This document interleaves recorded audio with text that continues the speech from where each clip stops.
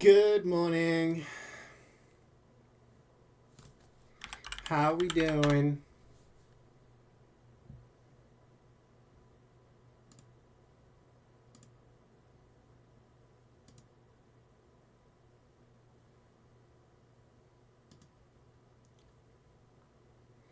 We're gonna finish this damn game today.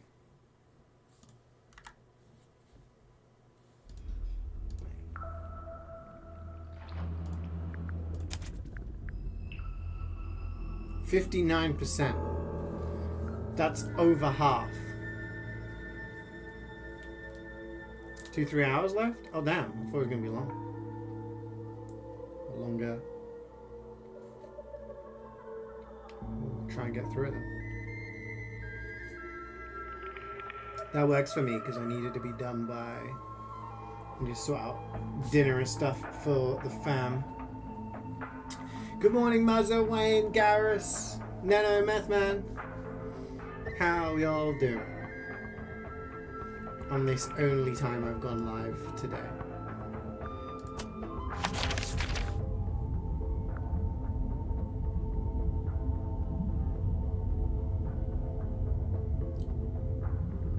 Okay.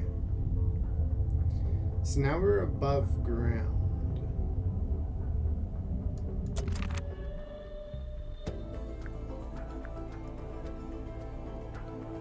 Did you get that Monday feeling? Yeah. You'll shake it off, don't worry. Shake it off. Okay. 0 out of 8 checklist. Don't find the final question before you get all the other achievements. Gotcha. Wait, it says I found all the clues, but I'm guessing this is now chapter 3. It's different. Do we go here? Everyone's in here. I don't think they've spotted us. Let's stay back here. Maybe we can listen in on what they're each talking about. Eavesdropping. I never use that word, but yeah. Tadpoles wouldn't let me swim in her pool.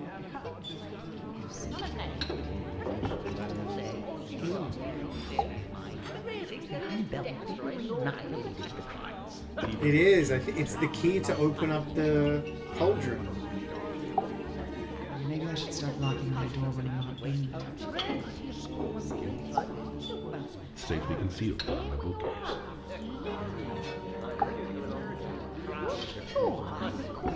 If you go opening the black box. I'm talking to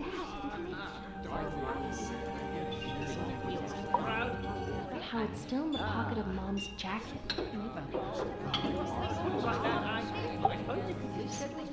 Go out on the art deck.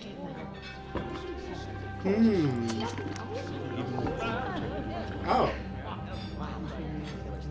There's more clues? Hey.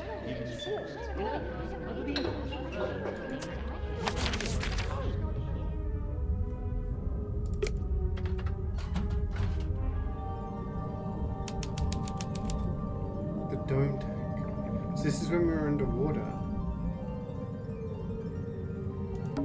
It's a real, actual treasure chest. Let's open it. Hold on. I'm just savoring the moment. And done.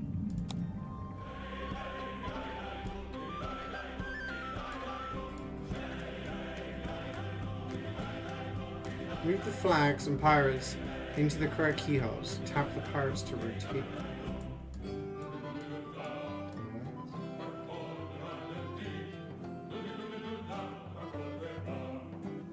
Okay. So we have stripes.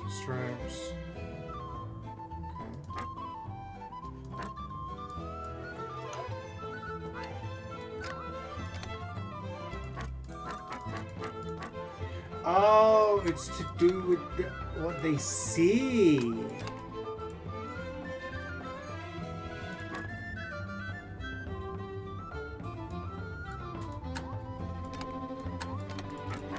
Good morning, Carrie. How are we doing?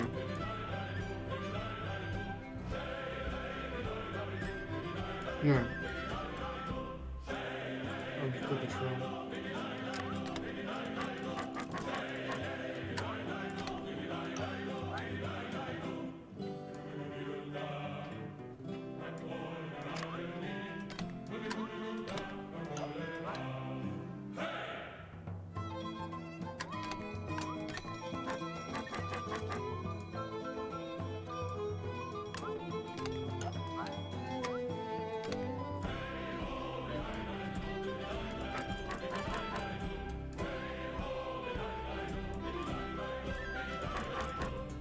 That was right. I'm impressed.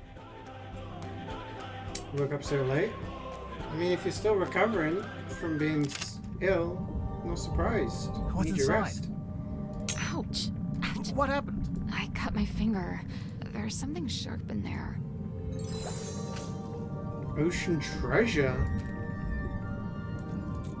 Or some doubloons, some coral, some gems, some shells, dead fish.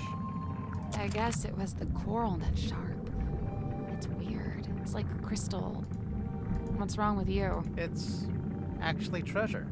Coins, pearls, gems. Standard treasure. You were hoping for something else? I assumed to be something weird. Something confusing. Yeah. Something to turn the case on its head, you know? And don't touch that door. I doubt you could open it. It's probably pressure locked while the room. But if the room... Then yeah, you could use it to go outside.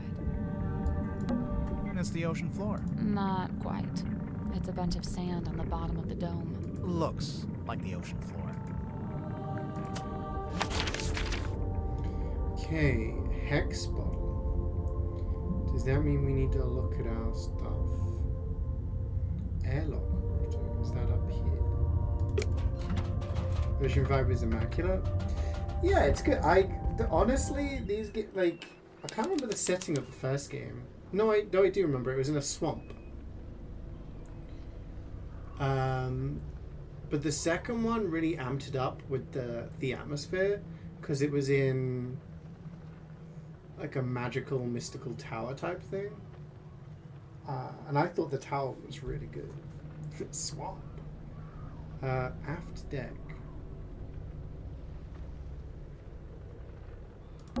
Or. That's Or the one what? That's the one that the guy threw. Or. It's the other or. From the rowing boat on the foredeck? What's it doing over here? Tadpole told us she threw it over here. And it got stuck in the wall. And hasn't moved since. Seems like it.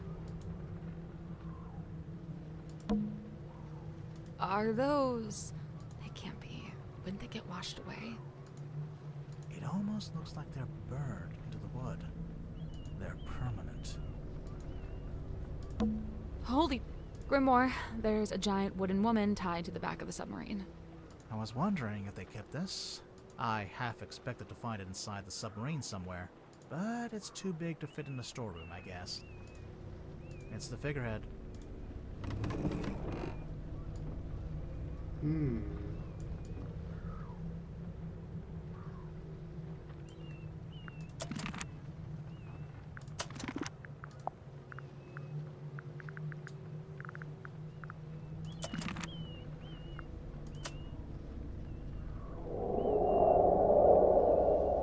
What?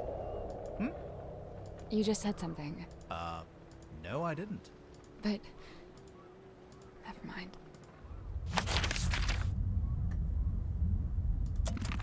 Okay, but I want to check the hex in the bottle. Hex bottle.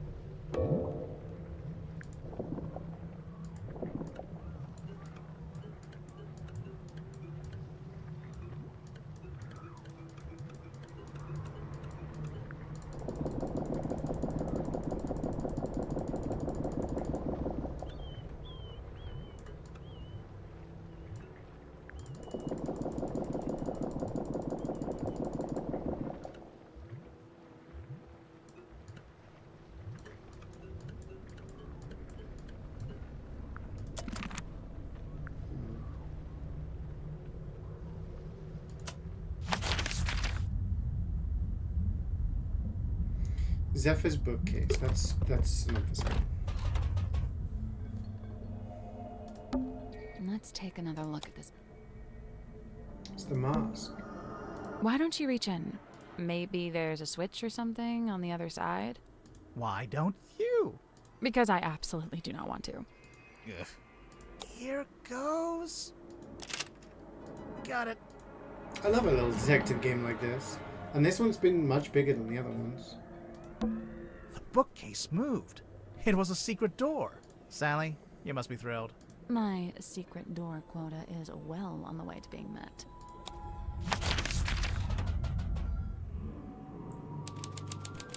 Cabinet of Curiosity.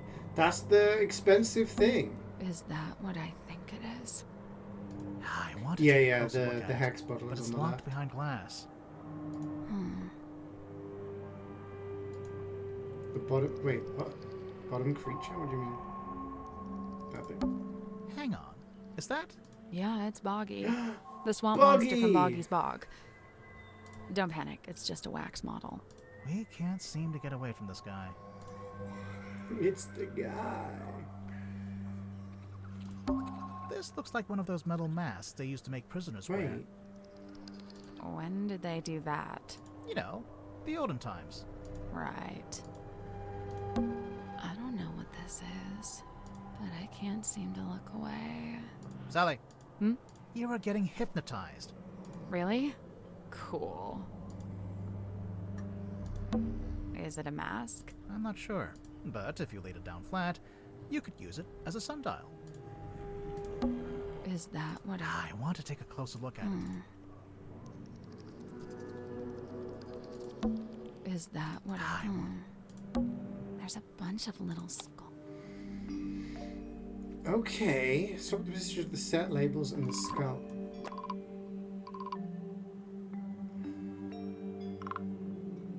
There's only 3 that shake, so put shake up here. Eyeballs there.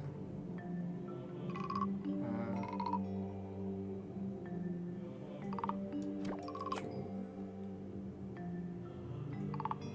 What's that? Holes. Pointy nose. Okay. Anything with a jaw? Red, that's easy. Pointy nose, eyes, yes. Anything else with eyes? No. That's a problem.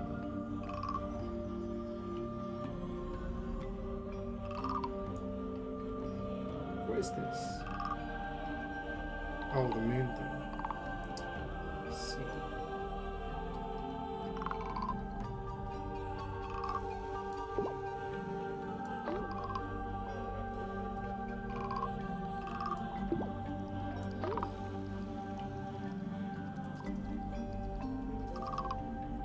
This works, except this one doesn't have eyes. And this one doesn't have a moon.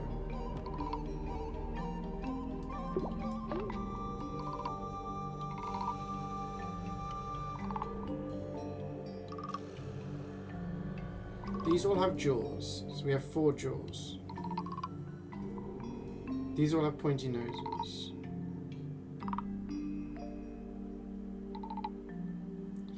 And these all have eyes except for that one.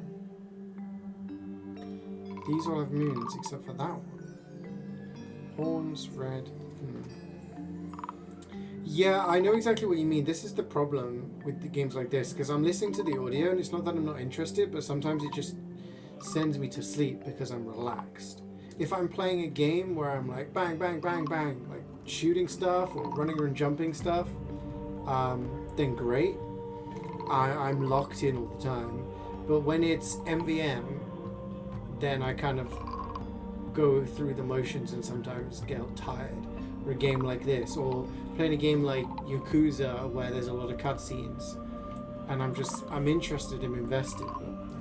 But, Oh, that was it. oh. Okay. Nice work. Now what? Take it.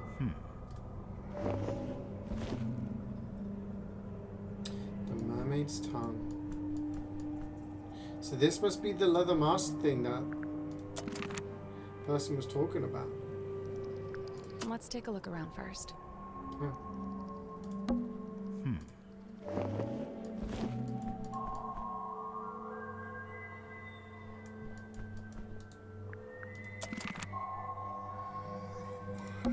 Oddities, Knickknacks. doodads. Assorted anomalous artifacts. Nice.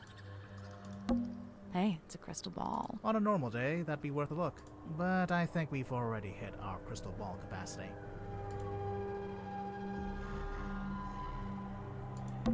What's that? A letter? 2 letters.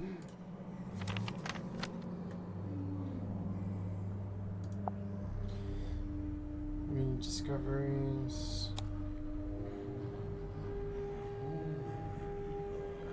Oh, this is from Magnus. So why is it in Zephyr's room?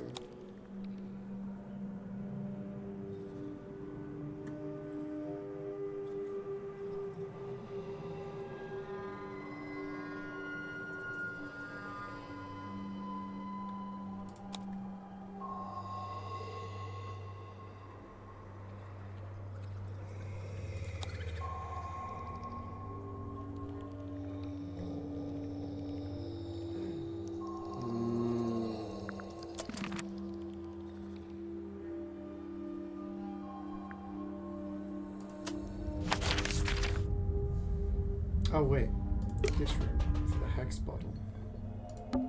Hello? Hex? Is he still asleep? Hello. Sorry, you startled me. Hex is my friend. I may be of help. I don't trust you. His thoughts and memories are wrought visible upon his skin. Surely you wish for him to think upon the last time he saw Magnus Mortuga. Yeah, sounds good. What's she doing? She's just tapping the glass. Shh. It is done. Thanks. I was never here. Wait, where'd she go? Never mind that. Take a look at this.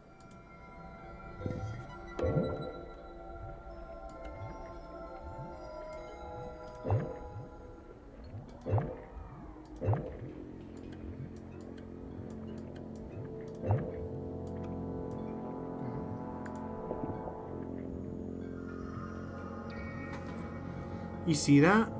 It's the Mortuga, that's the cauldron, and he's putting the bell onto it. You know, maybe we should go back to the mess hall.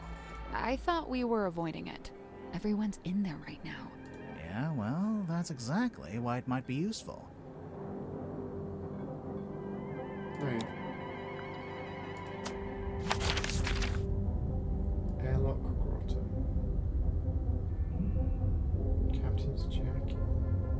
That'll be in here. Now Cynthia's not here, we can finally take a closer look at that jacket. We could, but it's still locked behind glass. There must be some way to get at it. Well, there's an electronic panel over here. No metal pieces into the correct positions.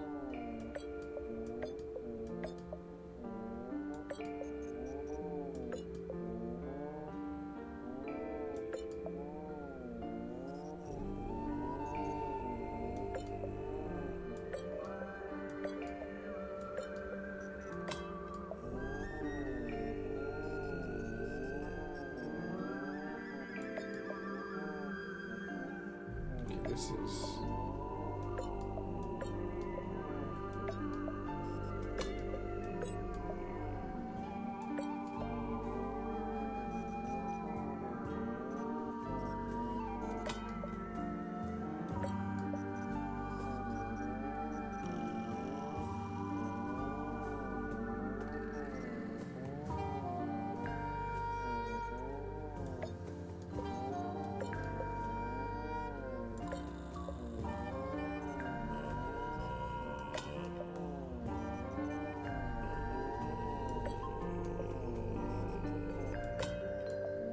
It needs to be like this or something.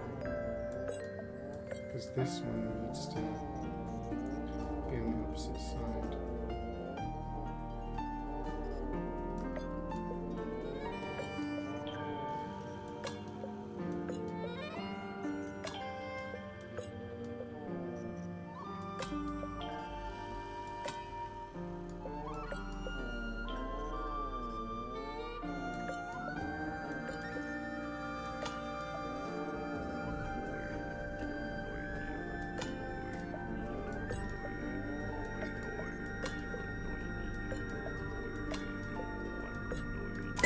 I did it. I'm impressed. I've been dying to check in the pockets of this thing. Oh, hey, there's something bulky in here. Ooh, it's a radio. It's just like that one we found in the captain's cabin. Well, almost. It's the second radio.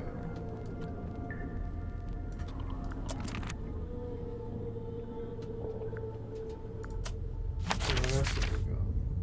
Iron Bell. The black box. Black box was.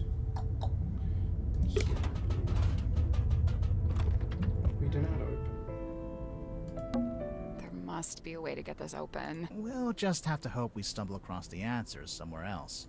I wonder if there was something we missed in Mariana's room. You know, the cargo hold?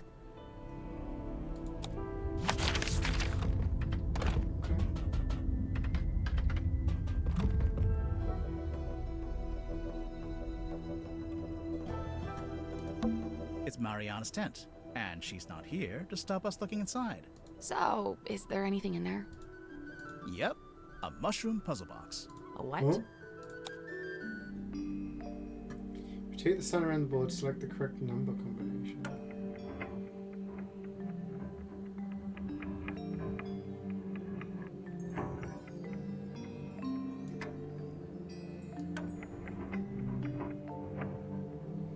Day glow. 1, 2, 3, 4, 5. Evergleam. Oh, wait.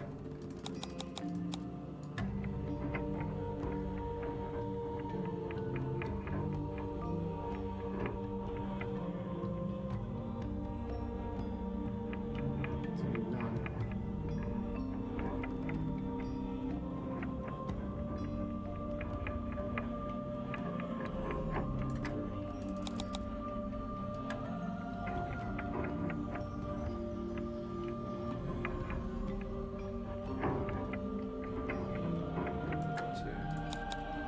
Illuminate.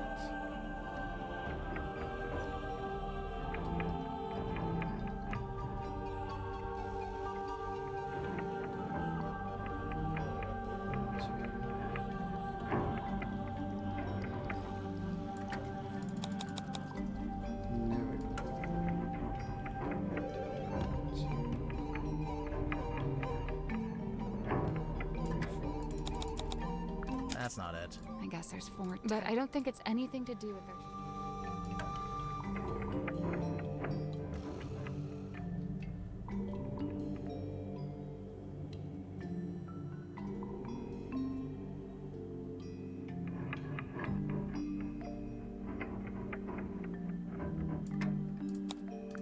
Go. A Mr. Nevergleam. Nice. It opened. What's in there? It's a little plastic thing. Yeah, it'd be interesting to see how they do Ocarina of Time remake. Oh, wait, I know what this It's not is. coming out till much later in the year, though, right? It's a tape from Mariana's dictaphone.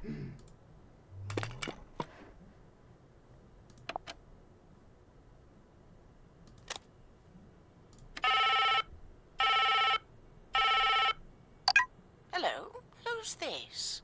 My name is Magnus Mortuga. Oh, yeah? Just happen to have my number, do you? Listen, buddy. I'm not lying to you. You and I share a mutual acquaintance, and she has informed me of your skill set. I wish to hire you, and I believe I have something I can offer in payment. I'm listening. What are you after? I'm in need of information. Information about a woman named Felicia Stonetop.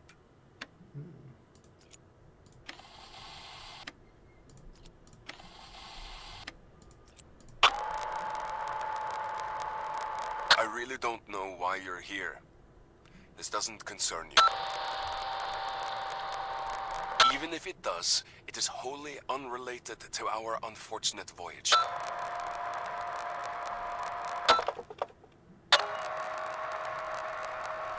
It doesn't open that way, it slides out at the side. Let me do it. There's something inside. Wait. What's this?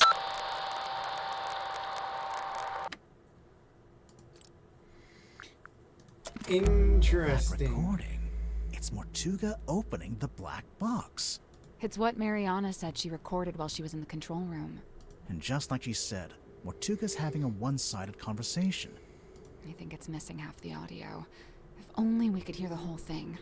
Even as it is, I'd say this is a pretty important discovery. Oh? We finally know how to open the black box. Do we? Yep. It's no wonder we couldn't get the lid open.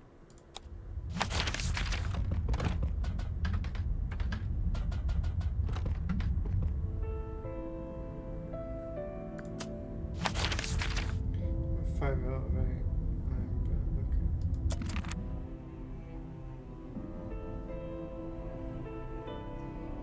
8. Maybe there is a way to open it after.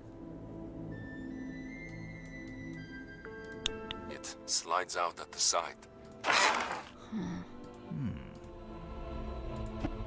Whoa! Chapter 4, the box that was actually really easy to open.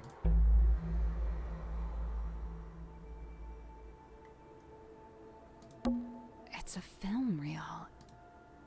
Let's watch it.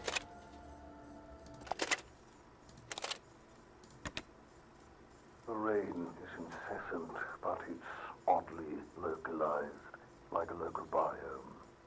Fluid. What I believe to be amniotic fluid is being diluted. I'm curious to see what happens. We believe it was born here long ago. How long, I cannot say. We found traces of its pilgrimage to the south. It's barren for some miles until, of course, you near the coast. Follow the line and you'll come to a small settlement known as Silkworm. It may be endangered, or it may hold a position of insight. I'm not sure. I'd like to suggest one of you travel there and find out. Faustus, I thought perhaps this might interest you in particular. Ask for a man named Solomon Stonetop.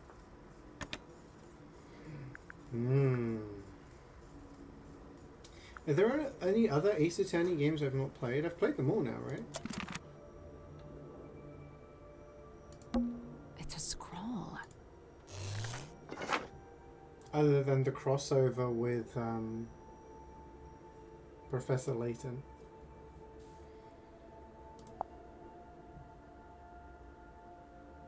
Working on new ones? That's good. I like them.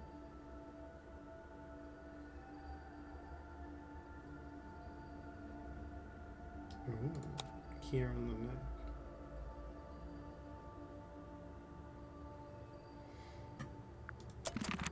Yeah, I know.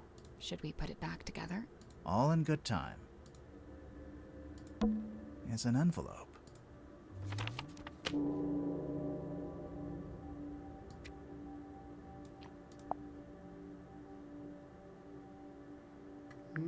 It's empty.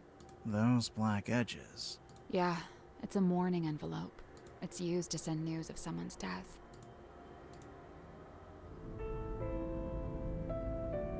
Oh, I got an achievement. Find all the clues. So there was clues, and then there was like.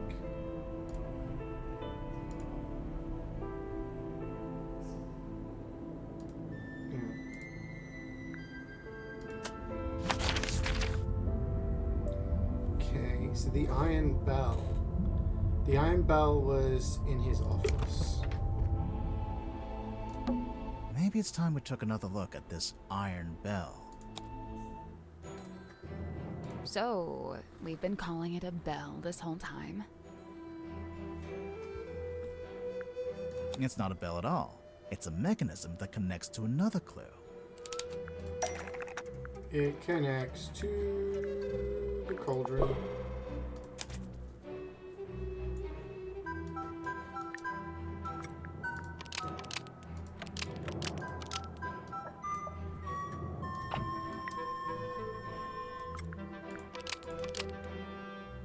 The hanging part slots into the shape on the lid to lock or unlock the cauldron. If the bell attaches onto the top of the cauldron, then it must be possible to move it down into the room below, into the illusion theater. What are you suggesting? We carry it along the hallway, down a ladder, along another hallway? No, there's gotta be some simple way to do it. Yeah. Let's take another look at this room.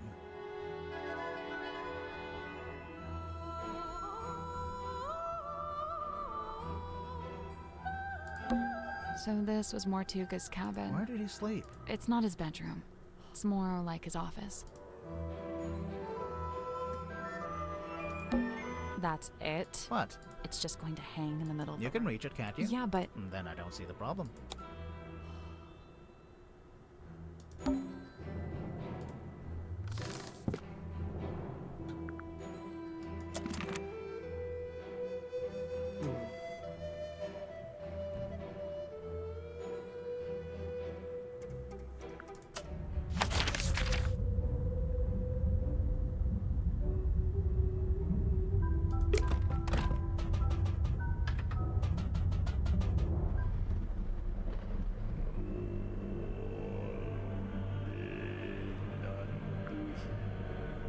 I think it goes down.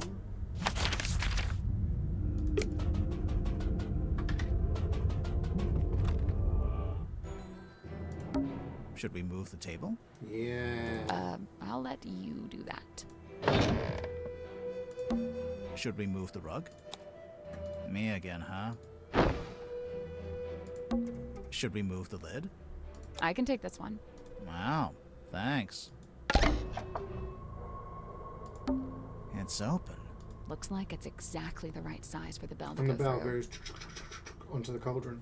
So what now? Do we just turn the rope winch ourselves? I guess we could, but it's probably easier if we use the handle. I don't see a handle. That's because it's not in this room. Ah.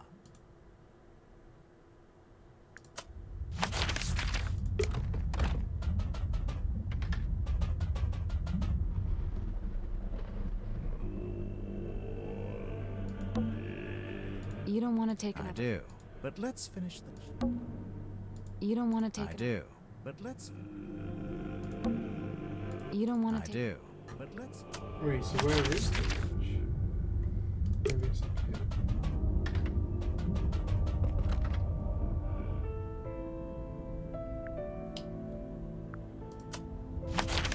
Airlock grotto.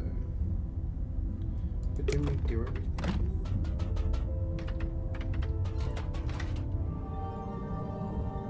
This is the dome tank. Airlock grotto. This is the bilge.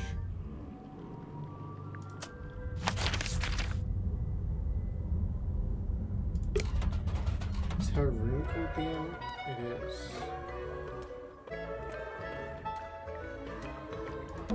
Well, Tadpole's not here. Thus, you're free to start breaking her belongings.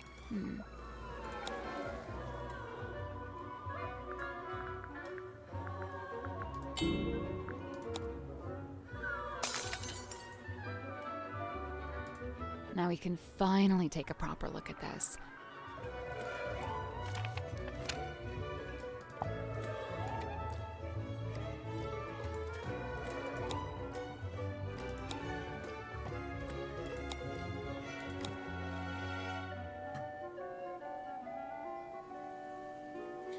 Commissioner done which construct number 2. So.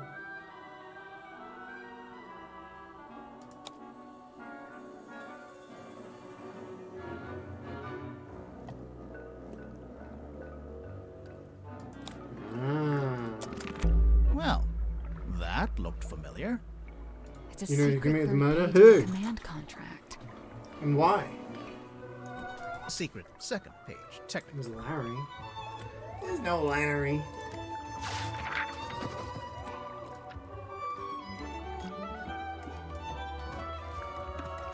I think you're Larry. You're the murderer. Twitch notification. Yeah, that's crazy. I wonder why it did that.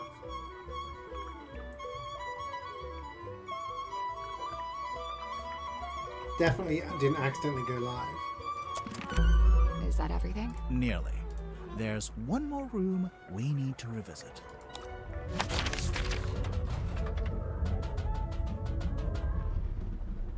Hi, Now, Henry. here we are. How you doing? How you One doing? last time.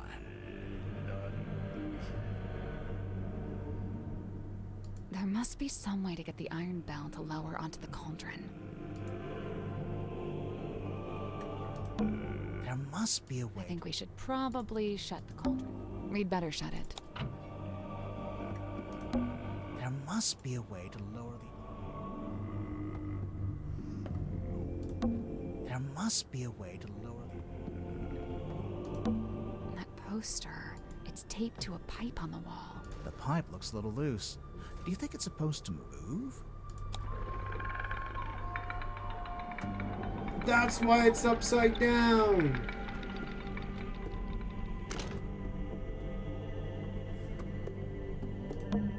What do you know? It fits perfectly. So when the iron bell is placed over the cauldron, it can be used to lock or unlock the lid. It could, if we can work out how to activate it.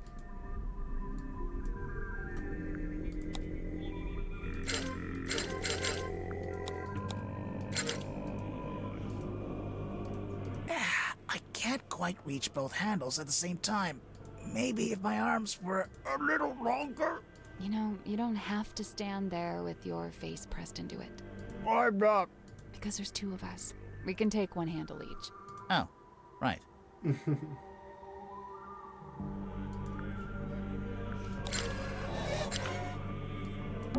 So that's how The top part spun around.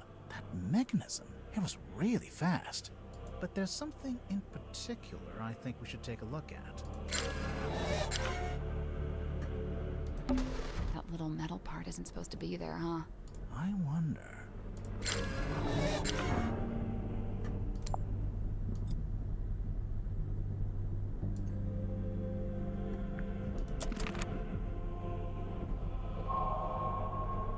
Chapter 5. Holy shit. The unveiling of the Illusion Theatre. So, we did prologue, chapter 1 and chapter 2, and that took like 7 hours. And now we've done 2 chapters in 40 minutes.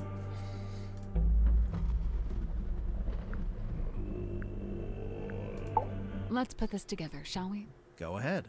So, Mortuga opened the cauldron in order to take something out of it. And that's when he was killed.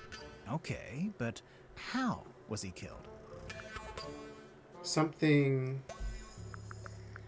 The iron bell. We know that the cauldron lid is unlocked spun by that around, something was screwdriver lodged in kind of it. thing on the iron bell. And so, if Mortuga wanted to unlock the cauldron, he'd first have to lower the bell into this room, like we just did. You know, we've actually got evidence for this. First-hand evidence, no less. What's Larry? What's a Larry emote? This one an essay. Don't worry. You're tired but emotionally great. Work on your house will start vacation. When came, clutch with the fun sick grinders on. You understand? Dude, that's awesome. See, like when you're tired but you're making so much progress towards something you're, you know, that's important and you're passionate about, it's a good feeling. Keep it up, man. I'm happy. I'll have to send pictures when the whole place is done. We need the hex bottle. Hex had a memory of seeing Mortuga through the window of the Illusion Theater. Oh yeah, look at that. The dark shape that lowers down in front of Mortuga. That's the iron bell. Must be. But then to actually unlock the cauldron, you have to turn the handles on both sides of the bell. Yeah, well, we just did that too. It was easy. I mean, sure, if you've got 2 people taking one handle each, but how did Mortuga do it?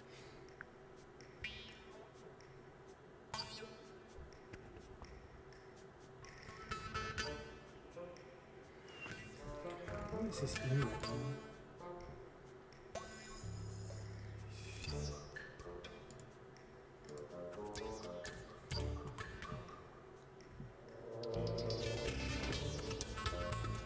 Merciful statue, newspaper page, and family photo. Gotcha. used a special tool. You sure about that?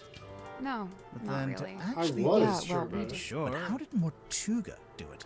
he had help from someone else. You sure about that? No. But then to Yeah, well, actually we sure. But how did Mortuga? He did it by himself. You think? I'm pretty sure, yeah. There's even a record of him trying to do this once before. Is there? What kind of record?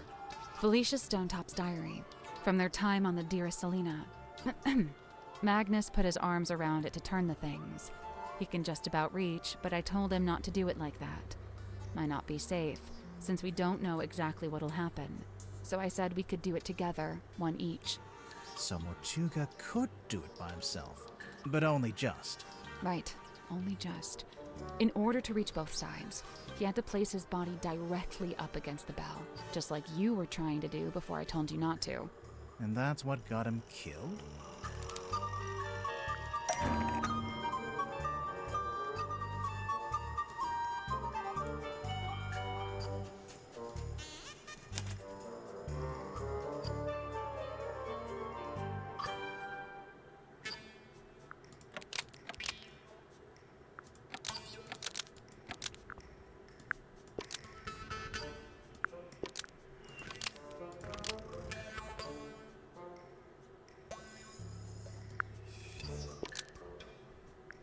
A knife. That's not right. A knife was wedged into the iron bell to kill Mortuga when it rotated around. Almost. Maybe just change. A knife was... That's not right either.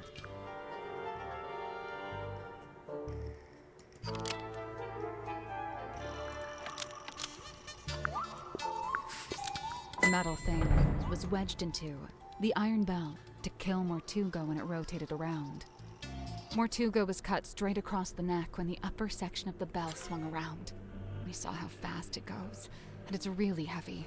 It must have a whole load of force behind it. The little metal thing. It's not actually part of the iron bell. Someone must have put it there.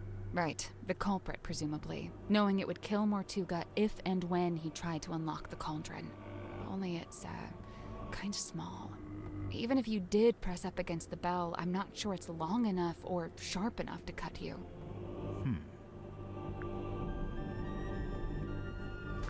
It was longer, but it's been broken in half.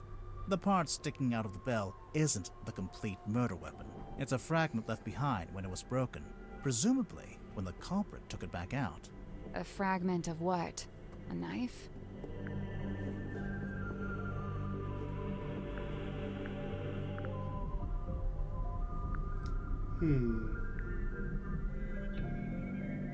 Something that belonged to the culprit.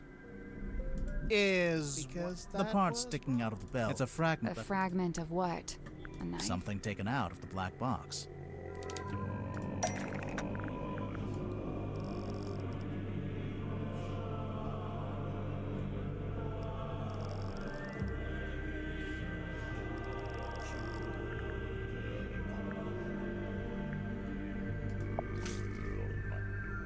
Nope.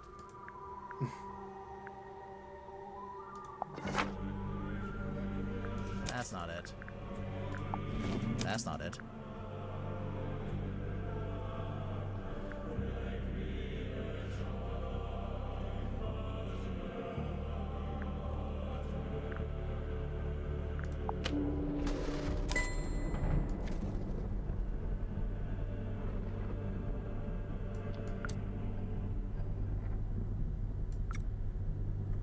This is the right clue. But let's...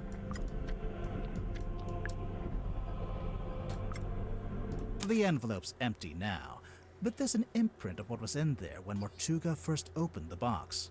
It's pretty clear. You can see exactly what shape it is. Scissors. Okay, but what is it? And why was it in that envelope?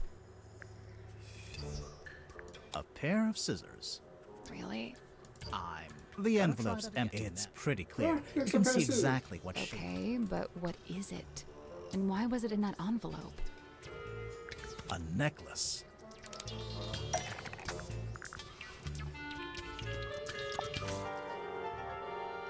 That's not it. Or a painting. It once belonged to Felicia Stonetop. She's wearing it in the painting. I'm pretty sure she is, anyway. I don't know. It doesn't show the necklace very clearly. It's half hidden in her dress.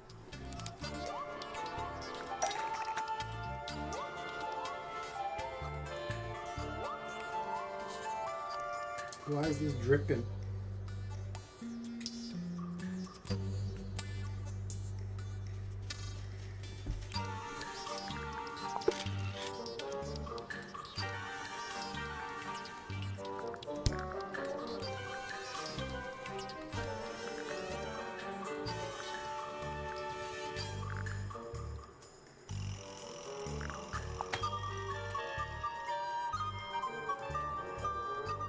That's not right.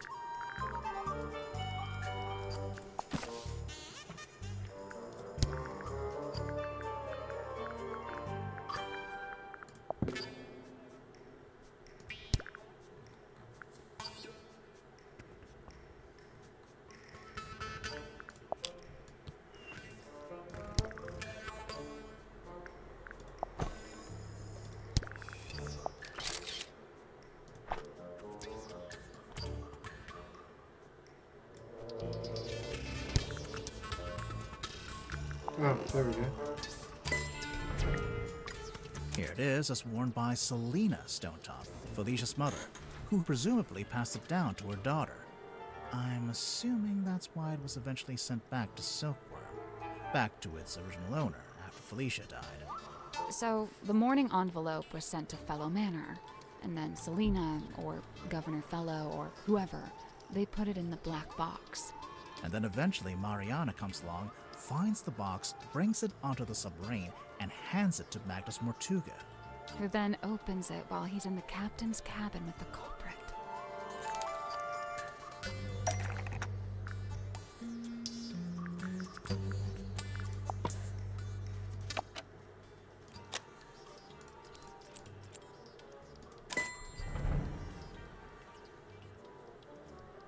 I really don't know why you're here. This doesn't concern you. Even if it does, it is wholly unrelated to our unfortunate voyage. It doesn't open that way. It slides out at the side. Let me do it. There's something inside. Wait. What's this? What happened next?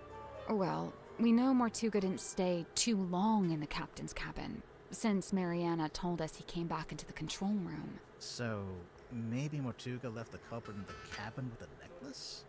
And that's when they could have wedged it into the side of the iron bell, so that if Mortuga attempted to unlock the cauldron by himself, it would be the last thing he ever did.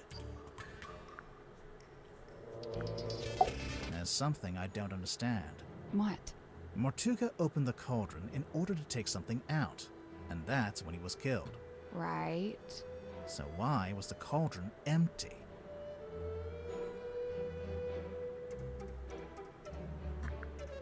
The culprit stole the contents of the cauldron. That's the only way to explain it. But how did they get to it? How did they get to the cauldron? You mean because the room was locked? Well, not technically locked, but Mortuga turned the wheel to shut the bulkhead door from the inside, and he shut it tight, probably as tight as he could, and by all accounts he was pretty strong. The culprit was strong enough to open the door. Wait, really? You know what? Let's try that And again. he shut it tight, probably as tight as he could. And The by culprit didn't need to use that door. They came in via the captain's cabin. Through the hole? You know, through the hole in the floor. Surely Mortuga would have made sure nobody could get into the captain's cabin. How? The eyeball key. He had a key, he would have locked it.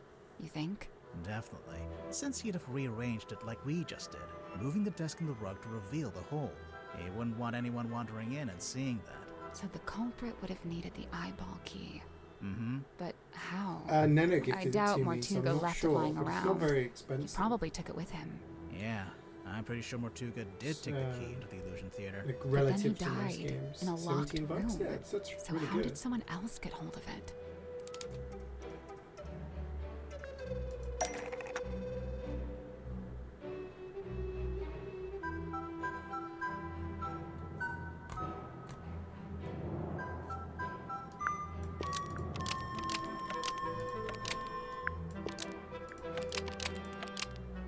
eyeball key fell through the vent under the cauldron and landed in the bilge. It fell into the bilge. Remember how it smelled kind of weird? That's the bilge water smell. So the eyeball key just happened to roll across the floor and into the vent? No, it didn't happen by accident. Tilted the submarine. The culprit That's why tilted everyone the said submarine. the submarine tilted, and that's why the blood pooled and then trickled.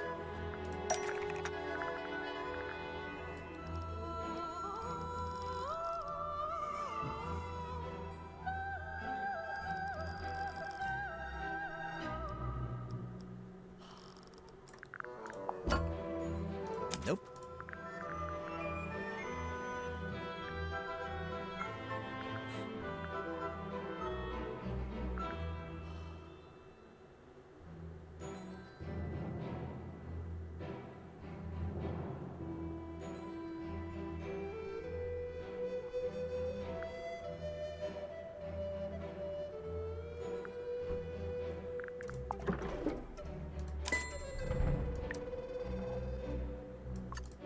This is the correct clue, but we need to... This is the right clue, but we want to... Making the submarine surface tilts the front end up and the back end down. They moved the whole submarine. Just for that? Yep. Did we, have any evidence for that?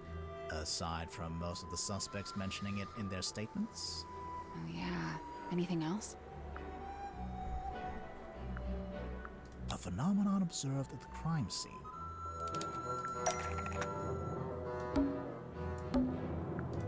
Mortuga's blood. It pulled out first, but then started running down towards the bilge vent. Anything else?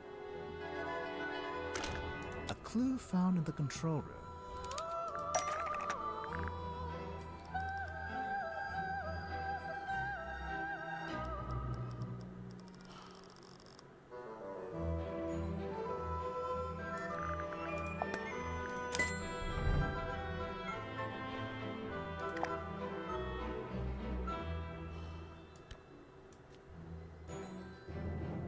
This is the right clue, but we want to...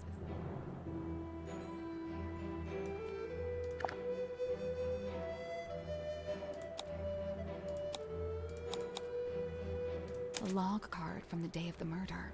It shows the depth of the submarine. It starts at 0.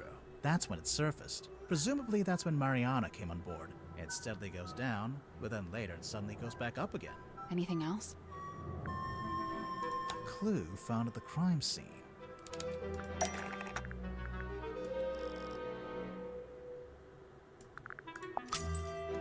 The moon vial. How is that evidence of the submarine tilting? It makes sense if you know where it came from. Oh yeah, we found a part of it that got left behind.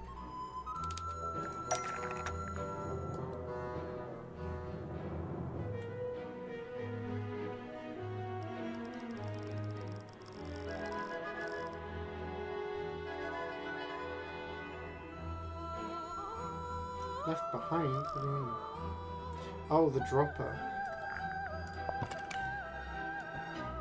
No, where is it?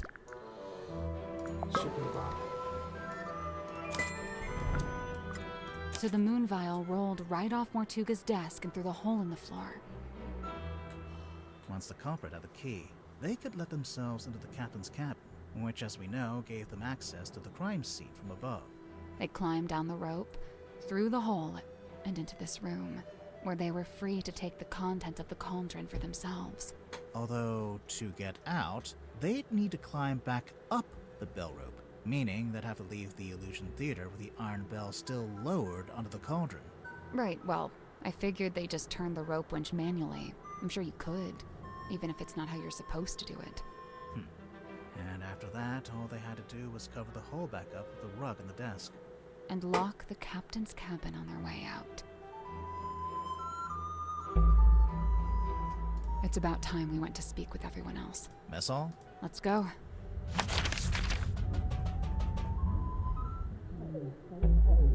Where did everyone go? Wait, do you hear that? I can hear them arguing. I think they're above us. In the parlor? Sorry, everyone.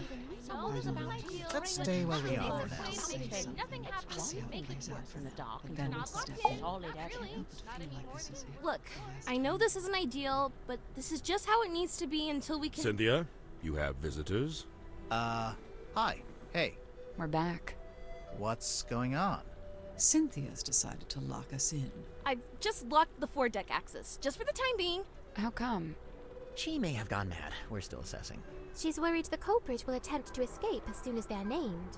Oh, we're naming the culprit? Lovely. Been looking forward to this. We're still doing that? I thought Cynthia fired the detective dudes. She didn't fire us. On the contrary, we've been pretty busy. Oh? Doing what? What else? Solving the mystery.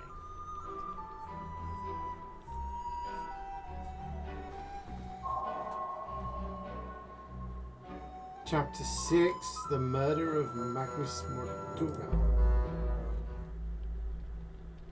Let's stay where we are for now. Looks like we're in some kind of lockdown. No, I'm not a So fan. what are we looking at? Do you have the murder weapon? I can't do that thing you Kinda. said to do now. Right. Kinda. Cynthia, maybe you should have fired them. No, look, listen to me. Mortuga was killed by the mechanism of the iron bell. It lowers into the cauldron and they fit together. It's a big mechanical lock. Right. And there's this little metal thing wedged in the side.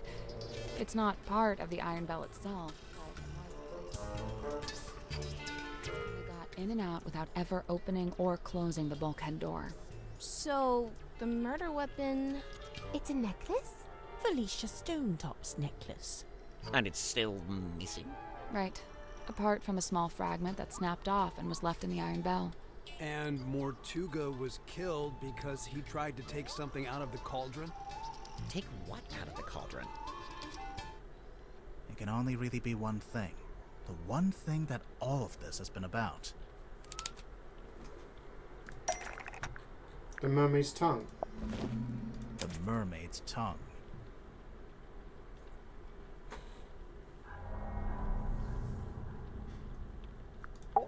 The mermaid's what? It's a kind of ancient artifact. Mortuga found it on a sea voyage years ago. Right. The same voyage captured on this film reel. And Which makes depicted in Zephyr this look bottle. highly sus Captain because we Felicia found it in his Stonetop and her room. helmsman, Magnus Mortuga. They went off into the ocean on a ship named the Dearest Selena. And came back with a mermaid's tongue. And that's what Mortuga kept in the cauldron? But it was empty. It's been empty since we discovered the murder. Quite right. If this mermaid's tongue came out of the cauldron, where's it been this whole time?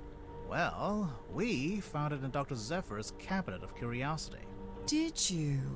Fascinating. But what is it? What does it do?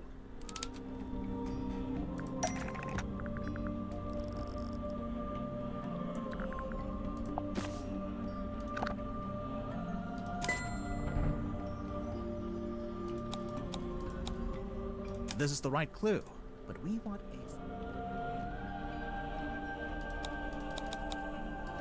This part. The mermaid's tongue, said to facilitate communication with she who lies beyond the veil.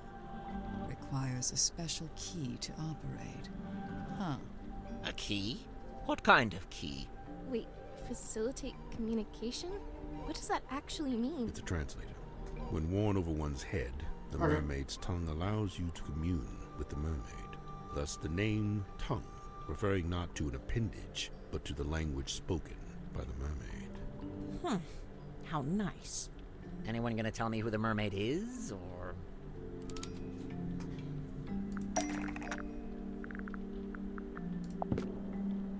So there's a painting, painted by Selena Stonetop, we think. And a photograph taken with a submarine's underwater imaging system. And, why would you need a translator to talk to her? She's not local, or what? She speaks a language none of us could understand. It is said that attempting to commune with her without harnessing the mermaid's tongue would drive one mad. But how does it work? Nobody knows. Nice. Convenient. It is a powerful and priceless artifact. Oh, it's powerful, all right. Look what it's doing to all of you. I don't know, guys. I'm not sure if I'm buying into this thing. Kinda just looks like some grody old leather mask.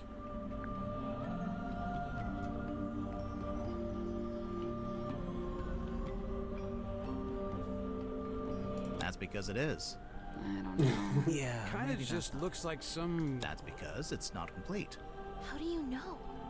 So this image here, it's a photograph of a Missing drawing. the gems A cropped from the photograph, too. eyes. The good news is, we've got the real thing.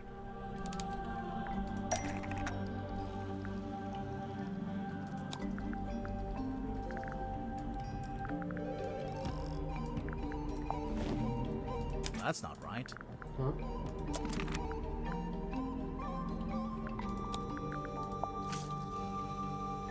That's not it.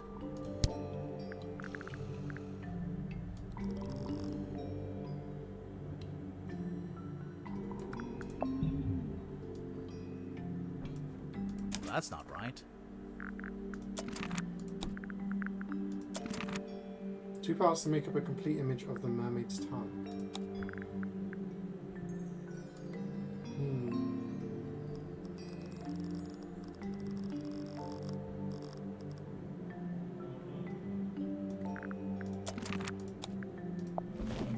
That's not it.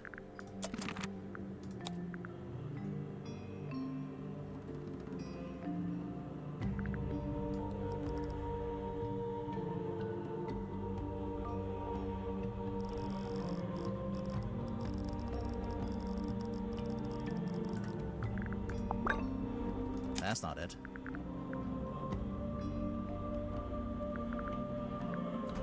I don't understand what you mean.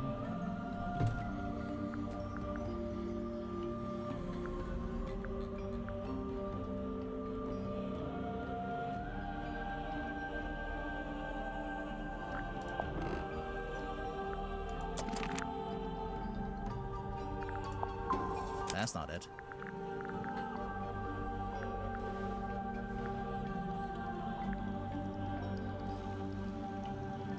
Oh, wait.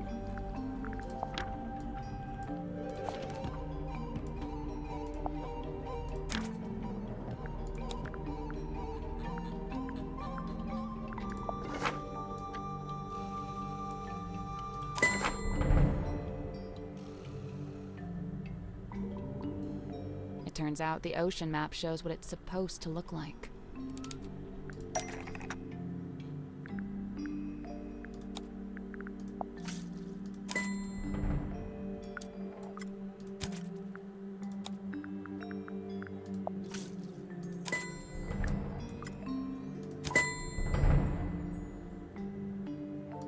Oh, sure. Just help yourself to the stuff in my personal treasure chest. I don't mind. That antenna.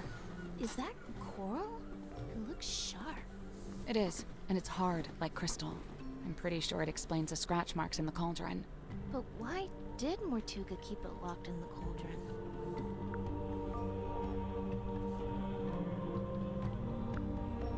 Because he wanted to keep it hidden from everyone. The mermaid's tongue being on board was a secret Mortuga was keeping. The cauldron was covered by the sailcloth and locked in the storeroom, and Mortuga wanted to keep it that way. It's true. When he saw my poster, he told me we had to keep the cauldron covered up. Why the cauldron, though? Wouldn't it have been less conspicuous if he just kept it in a wooden crate or something? Keeping the mermaid's tongue in the cauldron wasn't something Mortuga came up with himself. Even before he ever found it, it's just where it's always been kept.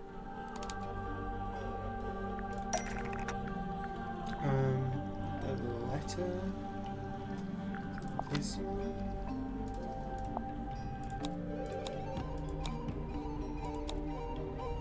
That's not it.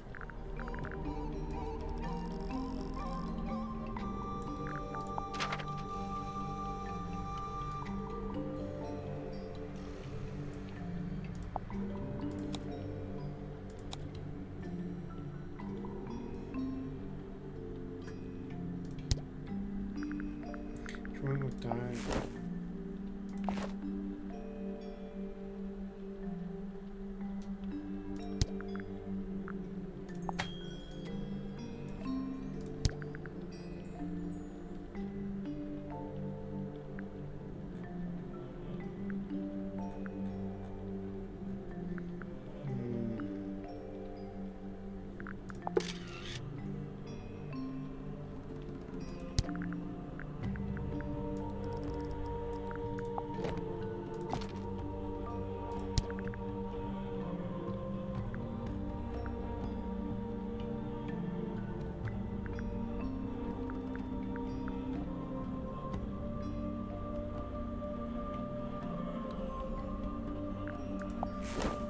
That's not it.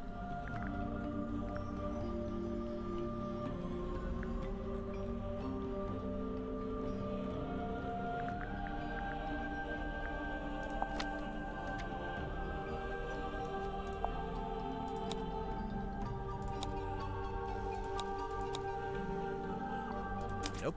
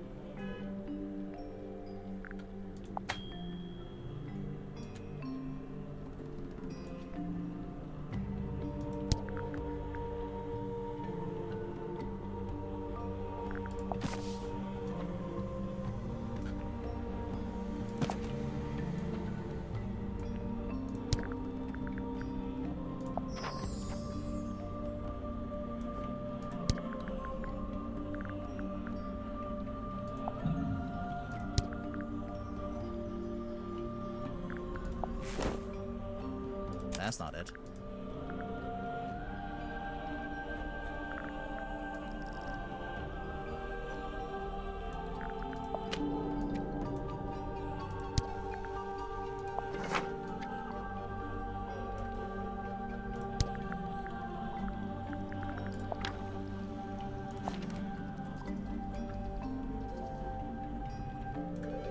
That's not right.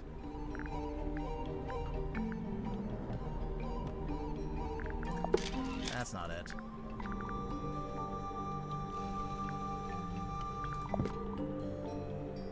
Nope.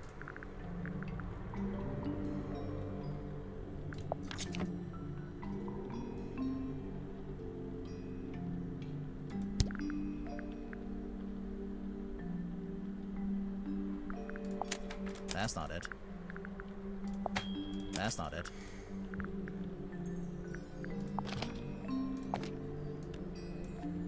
Nope. Nope. That's not it. Nope. Actually, no. That's not right. An old drawing or diagram that shows the mermaid's tongue has historically always been kept in a drawing or diagram. That's not right. That's not it.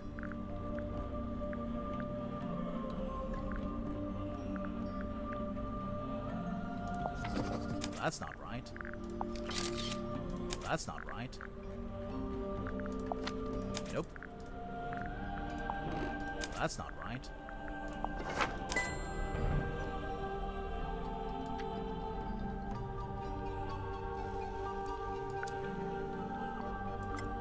There it is. See?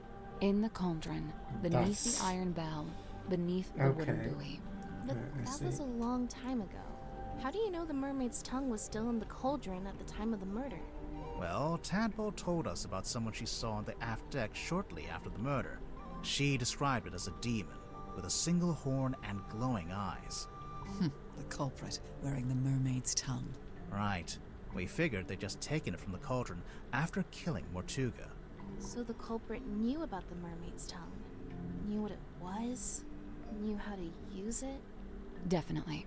But Mortuga never really told us about any of this. How did the culprit know about it?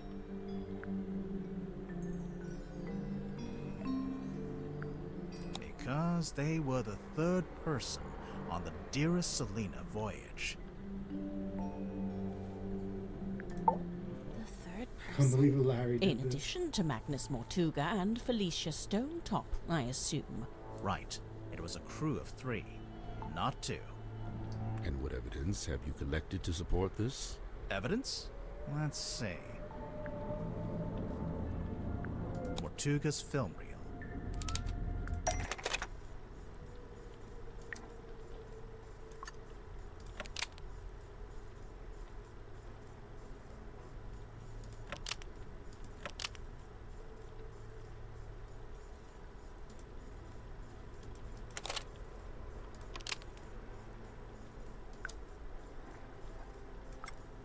Oh yeah, look at that. Spooky. Let's see. The audio recording of Mortuga opening the black box. What recording is this? I really don't know why you're here. This doesn't concern you. Even if it does, it is wholly unrelated to our unfortunate voyage.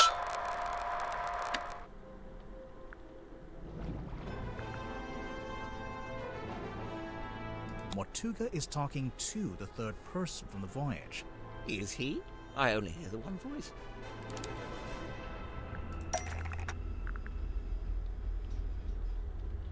What explains the curious nature of the audio recording?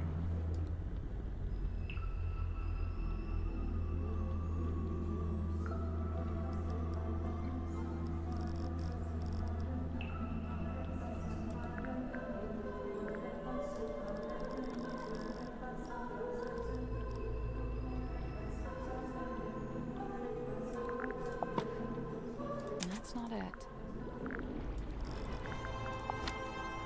That's not it.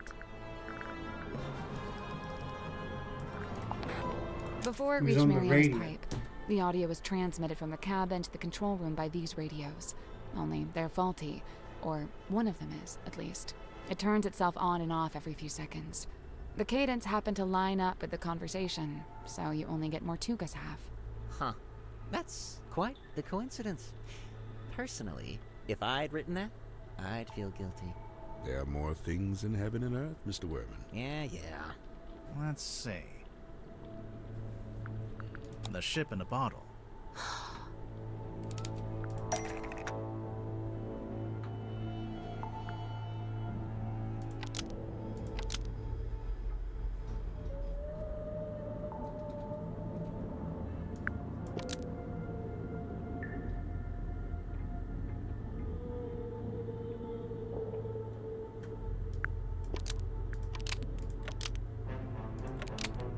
The ship in a bottle rattles when you shake it because a model of someone else is hidden inside the ship.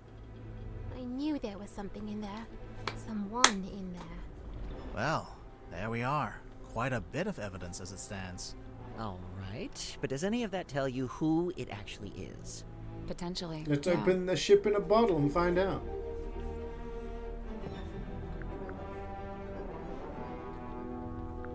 The ship in a bottle rattling when you shake it. Wait, the model person inside the ship? There's a way to work out who it is? I can think of a way. Let's do it with logic and reasoning, shall we? First, we'll compare the ship in a bottle with Mortuga's other wooden model. The model town. What about it? The people in the town. No, the people who aren't in Let's town. think about this. The again. model town. What The about people who aren't in the town. What do you mean? Mortuga and Felicia aren't in the town because they're on the ship. Selena too, I suppose, since she's the figurehead. I don't think they're who she's talking about. It's important to remember that the model town is specific to Mortuga's life. When adding the model figures, he only included people he had dealings with. And he only detailed the buildings he was familiar with. The rest are just generic blocks. With this in mind, there's someone else who should be here, but isn't. Not Dirk.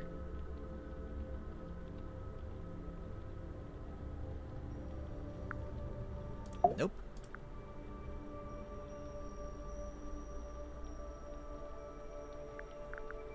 Nope. Well, that's not right.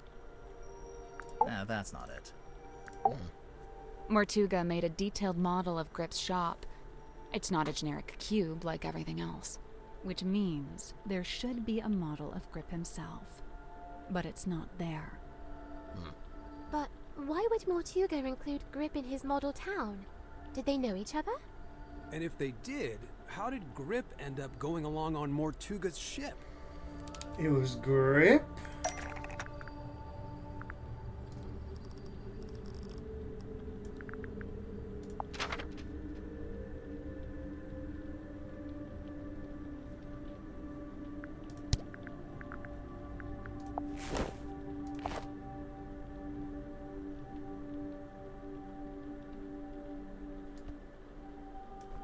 That's not it.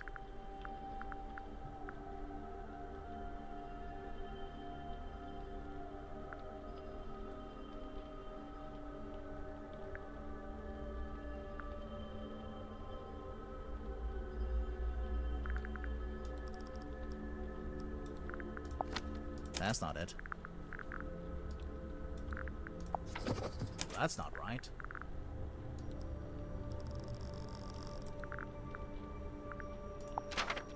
Nope.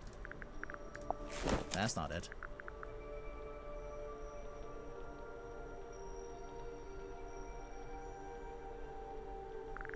Business transaction.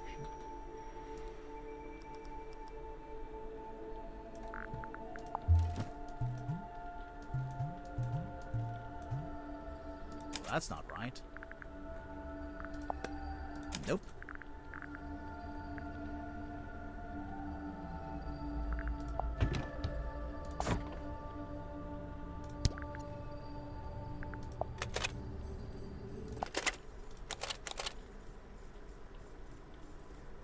Nope.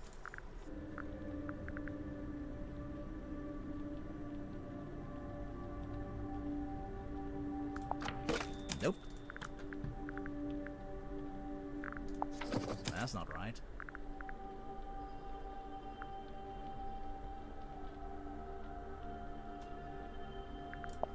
That's not it.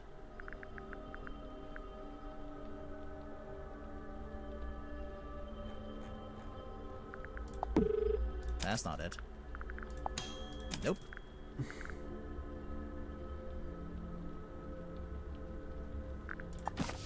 That's not right.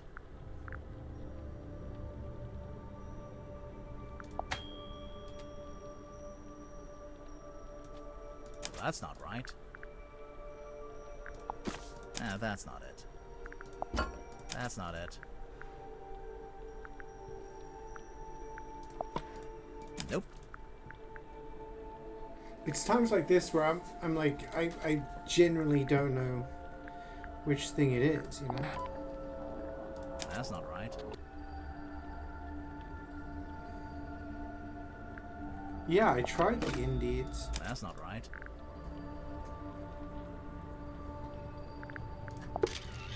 Nope.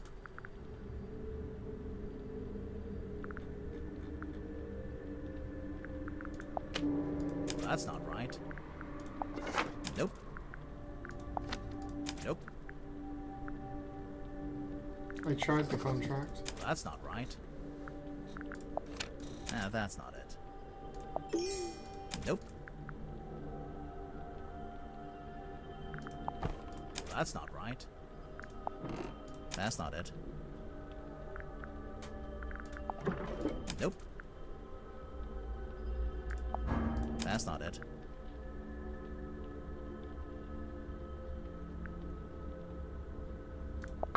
That's not it. Nope.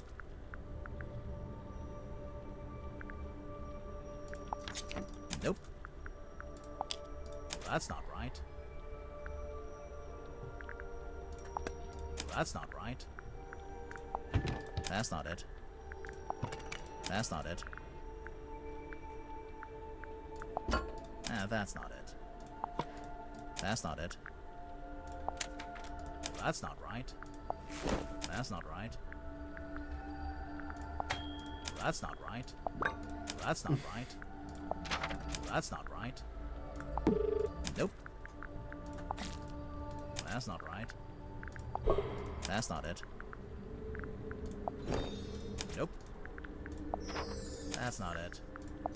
That's not it. That's not it. That's not it. That's not it. That's not it. That's not right. I genuinely don't know.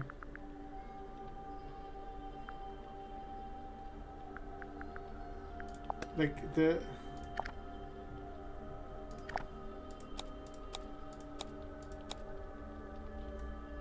That's not right. Hi, Reflex.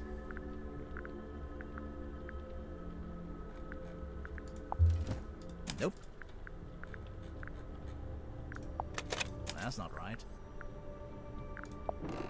Nope. That's not it. That's not right. Nope. That's not it. That's not it. That's not it. That's not it. That's not right. That's not right. That's not it. Nope. That's not it. That's not it. I swear I've clicked on everything at this point. Nope. That's not it. That's not right. Nope. I genuinely don't... Like, it's one of those things where you... Okay. Where you know what's going on, but you don't know what the game's asking from you. Oh. There's a sticker on the back of the map. It's a service When record he from Grip's shop. decoded the map for Grip him. to interpret the ocean map, which he did. But Grip didn't ask for payment in money. Instead, he asked to come on the voyage. This isn't proof. Not really. Well, there is one thing we could... Do it. If you don't, I will.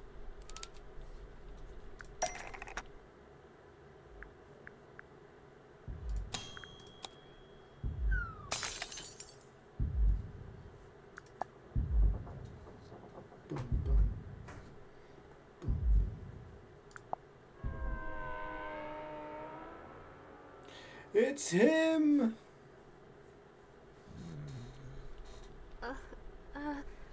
Mr. Grip being on that ship isn't actually evidence that he murdered Mortuga. What about the murder weapon? What happened to it? Right. Nor is this evidence that he used the mermaid's tongue. Wouldn't he have needed that special key?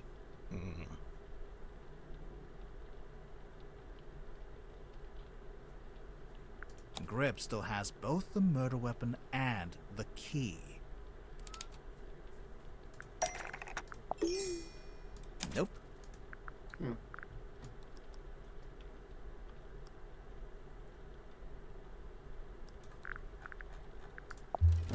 That's not it.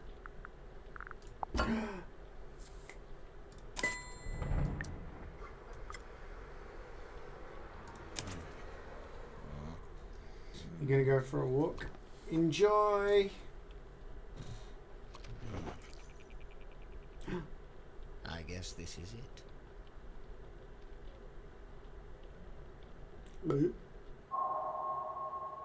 Chapter 7?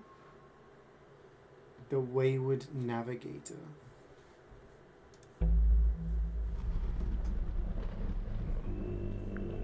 Let's stay where we are for now.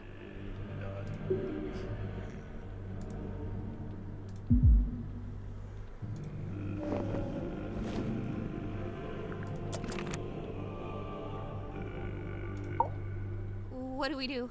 What do I do? Should I put him in the brig? There's a brig? I was thinking maybe we could use one of the bunk rooms. We could lock it from the outside. Let's cross that brig when we come to it. Sally! Sorry. Ah, the villain reveals himself. Another classic literary trope. Let me guess, he's about to monologue about why he did it. I'd be disappointed if he didn't.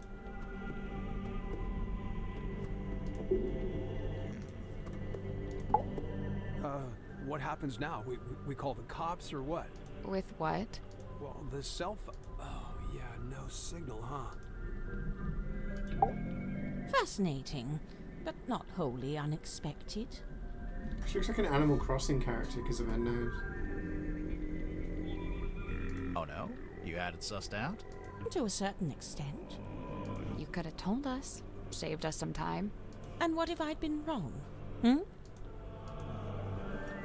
He stands exposed at last, and witnessed by no less than a full court of his peers. Yeah, well, we kind of backed him into a corner. Literally. I wonder, is it bravery? He's still got the stick. Accepting that your Cornelius. world will render. Nothing. You get 10 minutes. Then it's my turn. What are you going to do? Actually, it might be better if you don't answer that. His countenance shifted. The mask dropped, and truth stands bare, revealed. He looks terrified.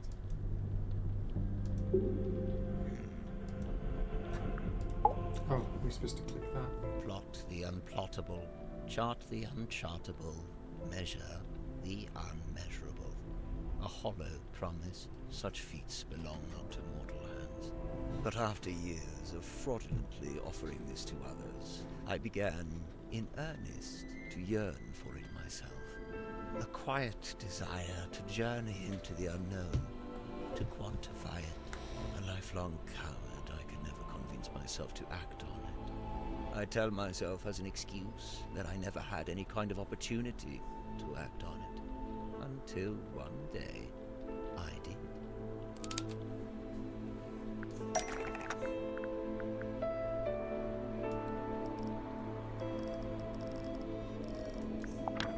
Mortuga sought me out, sought out my services. Not because we were friends, but simply because I was the one with the skills to interpret that inscrutable map of his. Sensing an opportunity at long last, I refused financial payment for the work. Instead, I asked to be brought along on the ensuing voyage. Mortuga was surprised by the request, but he ultimately agreed to my terms. Such was his desire to interpret the map. The work was done, and so we went. Whoa, costume Despite change. my bold intentions, I mostly found myself sheltering within Felicia's cabin during the voyage. All the while, she and Mortuga stood around on deck looking windswept and heroic, far more at home on the sea than I. Regret reared its head. Regret over inviting myself into their world. From within the cabin, I sat and listened to their conversation. Felicia was telling Mortuga what they were looking for, what they were hoping to find.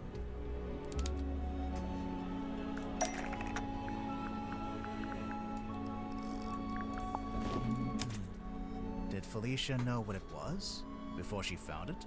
Somehow she did. Her description to Mortuga was thus: a mask worn over the head. It facilitates communication with an ancient being of eternal mystery. That's really how she worded it? With the right contraption in your pocket, even the great unknown may be quantified and calculated. And here it was. Not a map, not a compass, but a communication device. A translator. Besides knowing what it was, Felicia also knew how to find it. How its location in the ocean would be marked with a wooden buoy that glows with green light. We waited. Night fell. But before long we were indeed signaled by this very light, and the buoy was sighted. Mortuga hauled it up, pulled it all up, right onto the deck. It was heavy, but he was strong.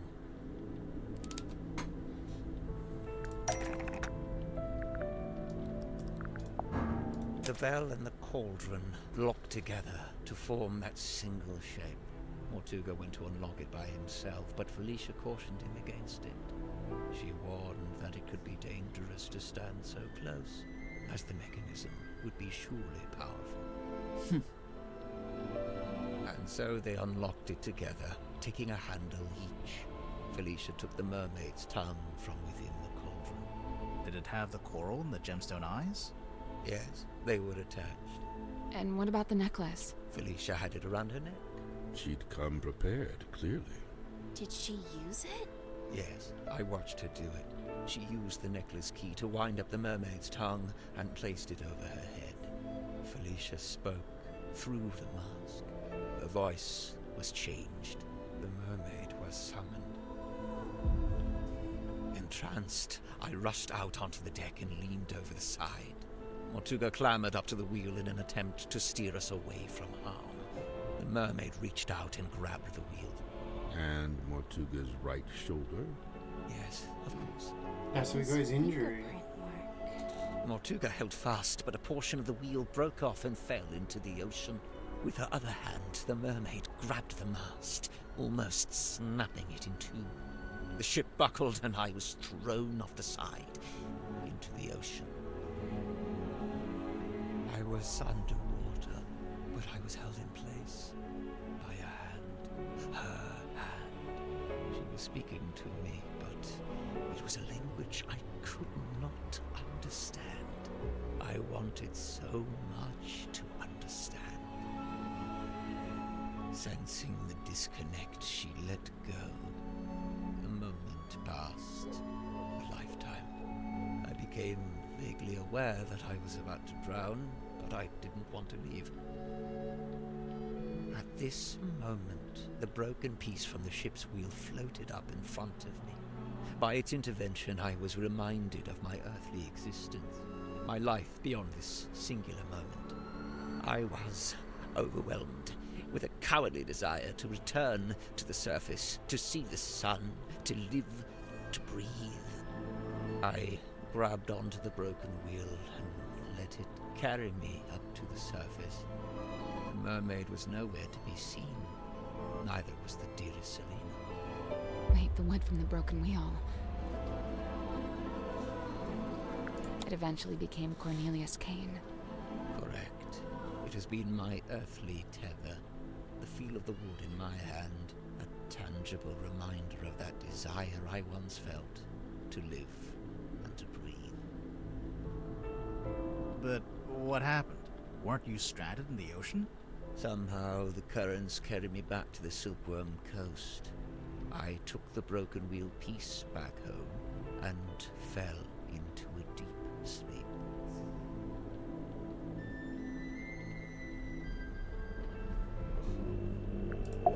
After I awoke, I went looking for Felicia. Not Mortuga. No, Felicia. Felicia had been the one wearing the mermaid's tongue. Correct. Given what I knew of its function, I surmised she may have understood what the mermaid had said to me. I went to the Stone Top Inn, but Felicia was not there. I searched through the empty building until I came to Mortuga's room. I was encouraged to see that he had at least retained the wooden boy and the iron bell. Mortuga was in his bed, asleep. He looked ill, weak. I woke him up. I asked him about the mermaid's tongue. What had happened to it? Where was it? At first, Mortuga said nothing. He merely looked at me. He told me that he and Felicia had locked it away in the cauldron and thrown it back into the ocean. He said they'd kept the wooden boy so that nobody else would ever be able to find it, and they'd kept the iron bell so that even if someone was to come across the cauldron, they wouldn't be able to unlock it. I was horrified to learn this. My only chance of summoning and communicating with the mermaid lost beneath the waves. So I thought. Did you ask about the necklace key? Mortuga hadn't mentioned it, and I did not ask about it. At that time, I simply assumed it had been left in the mouth of the mermaid's tongue and thus would be in the cauldron. I demanded that we take the dearest Selena back out on a second voyage to recover the sunken cauldron. Mortuga said it was impossible. For one, the dearest Selena couldn't recover it from the bottom of the ocean if it was not attached to the boy. It's captivating, and secondly, Felicia had decommissioned the ship and it was being taken apart at the shipyard. In explanation, Mortuga handed me a folded piece of parchment.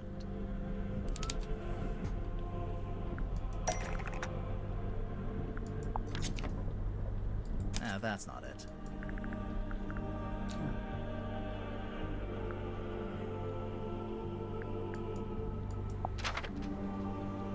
Nope.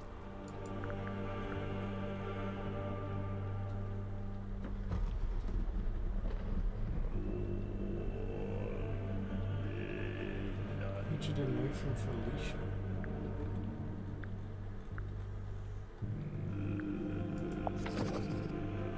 That's not it. It had inscribed a note from Felicia. She was to be leaving town immediately. She did not say where she was going. Mortuga told me he had slept through Felicia's parting visit. He was distraught over it, heartbroken. With a desperate look, he asked me if Felicia had also come to visit me on her way out of town. I told him yes, she had. Mortuga's eyes opened wide. Did she say where she was going? I must know. I have to know. I told him yes. Yes. She told me where she was going, and she'd given me the address. His eyes widened further. Give it to me. I need to know. I'll go after her. I told him I would, in exchange for the mermaid's tongue. Mortuga told me again how it was impossible. There's no way. It's lost. You need to let it go. I didn't want to hear it. I left the inn still clutching the deeds. I went down to the shipyard and spoke with Donovan Drummond. He had begun taking apart the dearest Selena. I inquired about purchasing Drummond's unused submarine, a Seafoam submarine. He told me he would be willing to part with it, but it had never been finished. In order for it to be seaworthy, it would need several new parts that would take a long time to build. However, I was determined to find a solution.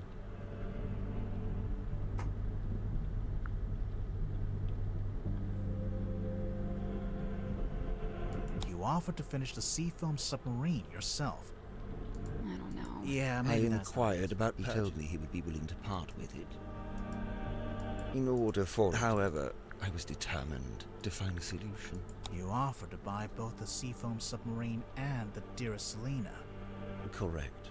I suggested we could use parts from the sailing ship to finish the submarine.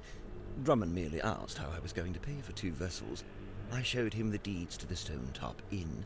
He accepted it as payment. Is the inn really worth as much as 2 vessels? Perhaps not. But in truth, I think Drummond was glad to have an excuse to part with them. Besides, I knew all too well the allure of a worthy challenge. A chance to put one's skills to their fullest.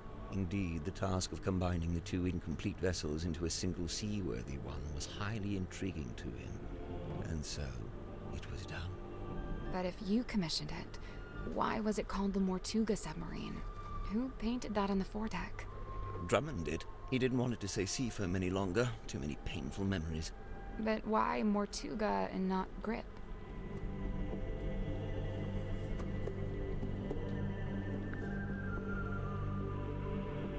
Because Grip paid for it with the inn deeds, which were in Mortuga's name.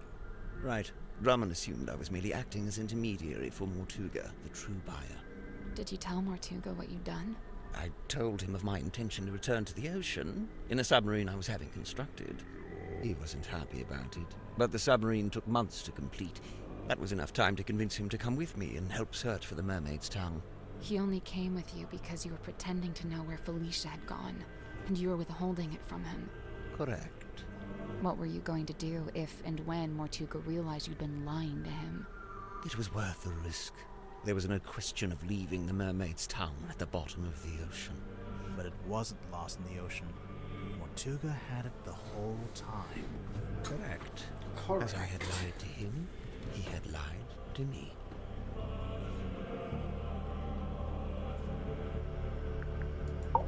Mortuga smuggled the mermaid's tongue onto the submarine before we left. He didn't want to leave it behind, but he didn't want me to know he had it. Smuggled? How?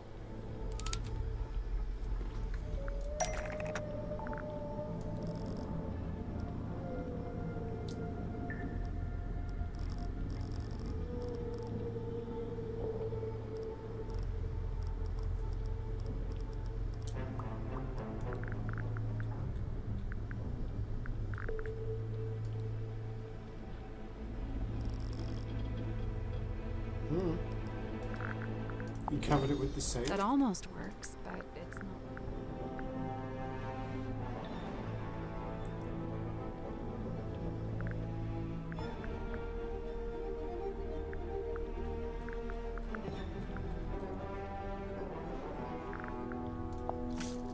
That's not it.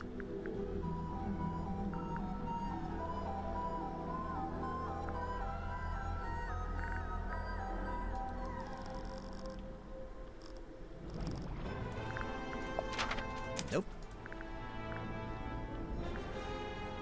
Which letter? It's all our letters, or maybe this one. Mortuga sent me a letter, inviting me to join him on the submarine. Grip, did you know he'd done that? Mortuga told me he was going to bring somebody else on board. An old friend, a collector of occult curiosities who might be helpful. But I didn't want anyone to know what we were doing, or what we were looking for. I told Mortuga not to mention me in the letter. I followed Mortuga's instructions precisely. I arrived in Silkworm and went into the Stonetop Inn, where I found the locked cauldron. I placed it among my possessions and ventured onto the submarine waiting in the harbor. We departed. Zephyr thought he and Mortuga were the only two souls on the ship. I stayed hidden for a week, before staging a balloon crash and pretending that Mortuga had rescued me from the ocean. That way I was free to move around the submarine in view of Zephyr, but he could dismiss me as a hapless traveler picked up along the way. So to begin with, it was just you three. But it didn't stay like that for long. It didn't.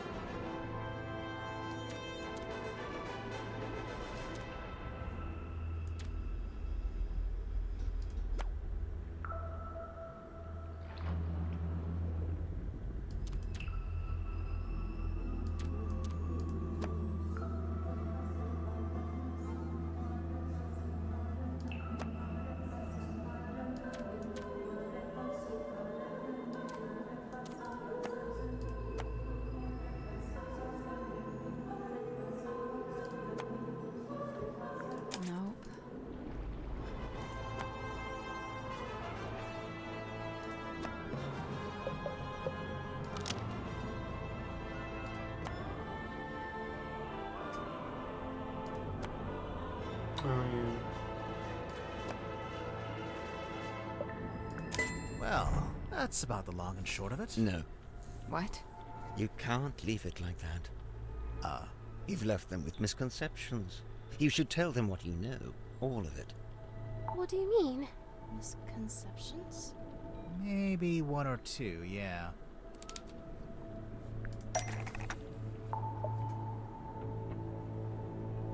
Even though... Oh, wait. Even though he originally submarine, to not acceptable to...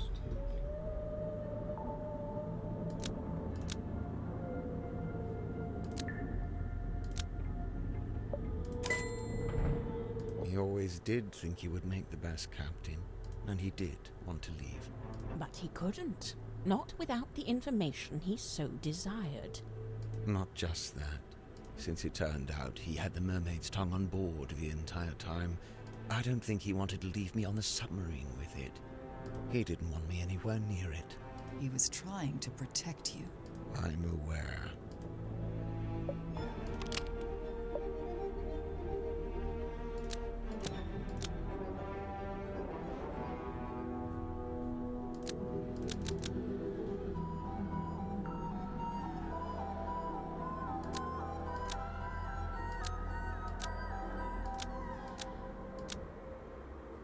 So, who was it for? Me. Once Mortuga found out the inn deeds had been used to pay for the submarine, Hey Greek, how's it going?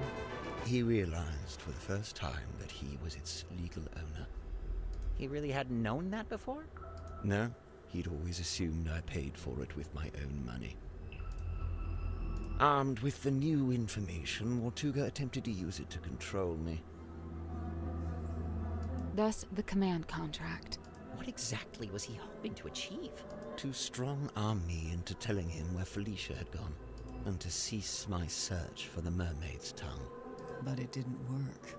Of course not. Wasn't Mortuga supposed to be paperwork averse? I'm surprised to learn he would try to control someone with a contract.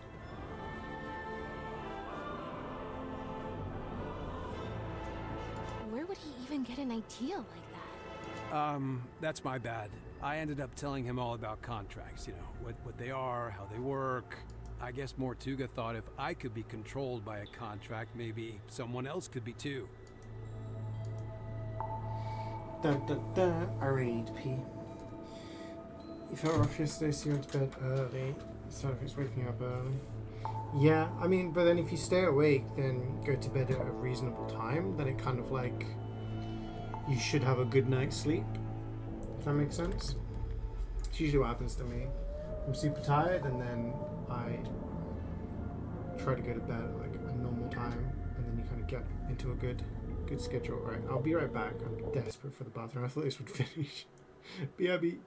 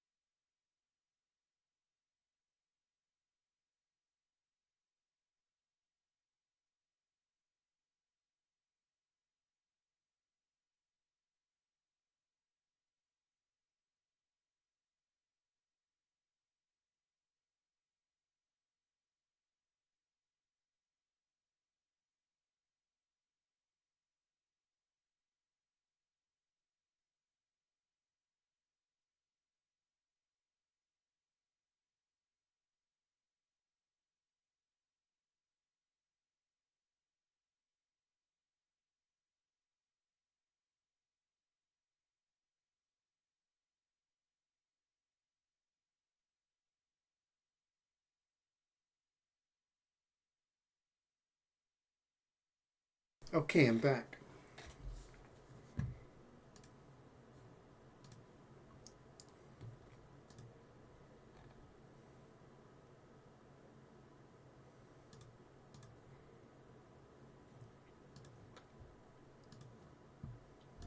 Bye. Okay. So we've done this one.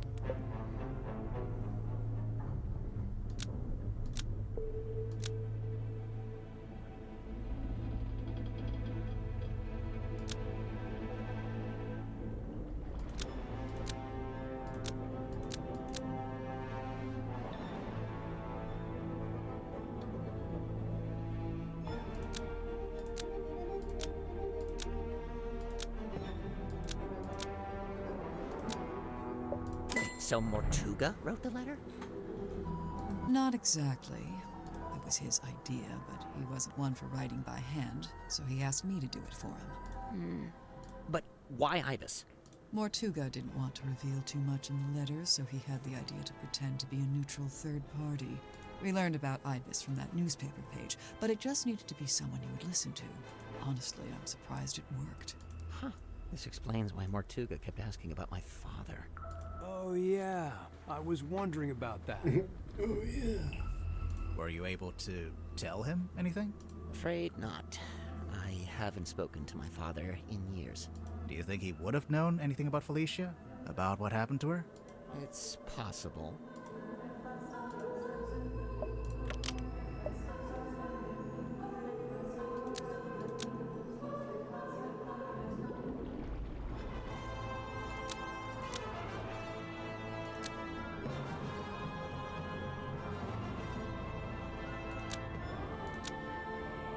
I don't think that's right.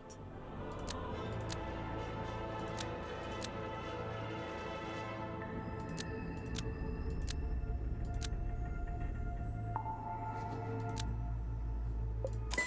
I told you. You didn't make him sad. He just learned about the death of his beloved friend. What I did, it was... You didn't know. Symmetry, let it go. Your anguish. That goes for all of you. Mortuga's actions, his decisions, all motivated by that same singular desire. It was all in effort to locate Felicia Stonetop. Her. Likewise, it transpires that Godric's actions were also motivated by a singular desire. To commune with the mermaid. Her. And when they opened the black box and found the mourning envelope, found the necklace key, it all came to an end. Well, what are you waiting for? Go ahead, open it. Godric, I really don't know why you're here. It doesn't concern you. Oh, but it does. I'm to believe the box may contain information on Captain Stonetop. Even if it does, it is wholly unrelated to our unfortunate voyage. I'll be the judge of that. There could be anything in that. Listen. I prefer you not to shake it like that. Besides, it doesn't open that way. It slides out at the side. Let me do it. What's all this? A scroll? An envelope? There's something inside. Wait. What's this? We both know what that is. That's Felicia Stonetop's necklace, isn't it? Isn't it? The murder of Magnus Our Mortuga. discovery of the necklace precipitated two important conclusions. One, we now possess the key necessary to operate the Mermaid's town. In my complacency, I had not even known it was missing, simply assuming it lay within the cauldron. But now, Felicia had taken it away with her, and now, through what twist of fate, it had returned. Which brings me to conclusion two. The fact that her necklace had been sent to her parents in a black-rimmed envelope attested to us that Felicia Stonetop had died. Even through his burgeoning grief, Mortuga could see in my eyes how I wished to make use of the key. Fearing what ruin might follow should I act, he did what he had always done. He lied. Lied about having the Mermaid's tongue on board. He had your best interest at heart, Godric. We both know this. However, it was a lie that no longer worked on me, for I had laid eyes upon the truth. The truth? About what Mortuga had in his storeroom.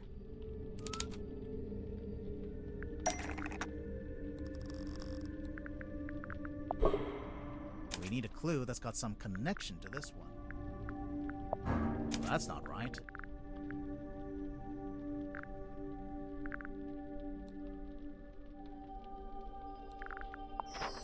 Correct.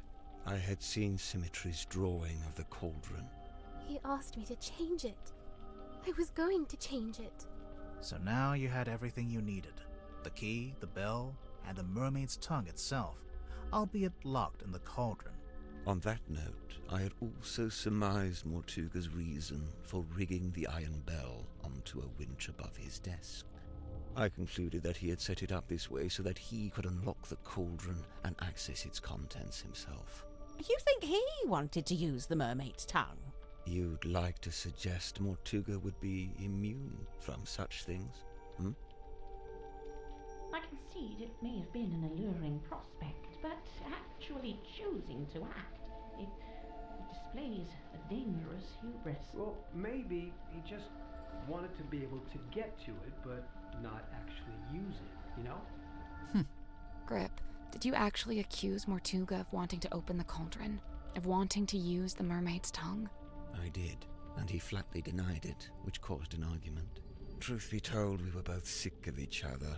The last vestiges of our mutual decorum fell away. He attempted to shut me down with cold logic, insisting that it was not possible for one man to simultaneously turn both dials on the iron bell. Wait, is that true?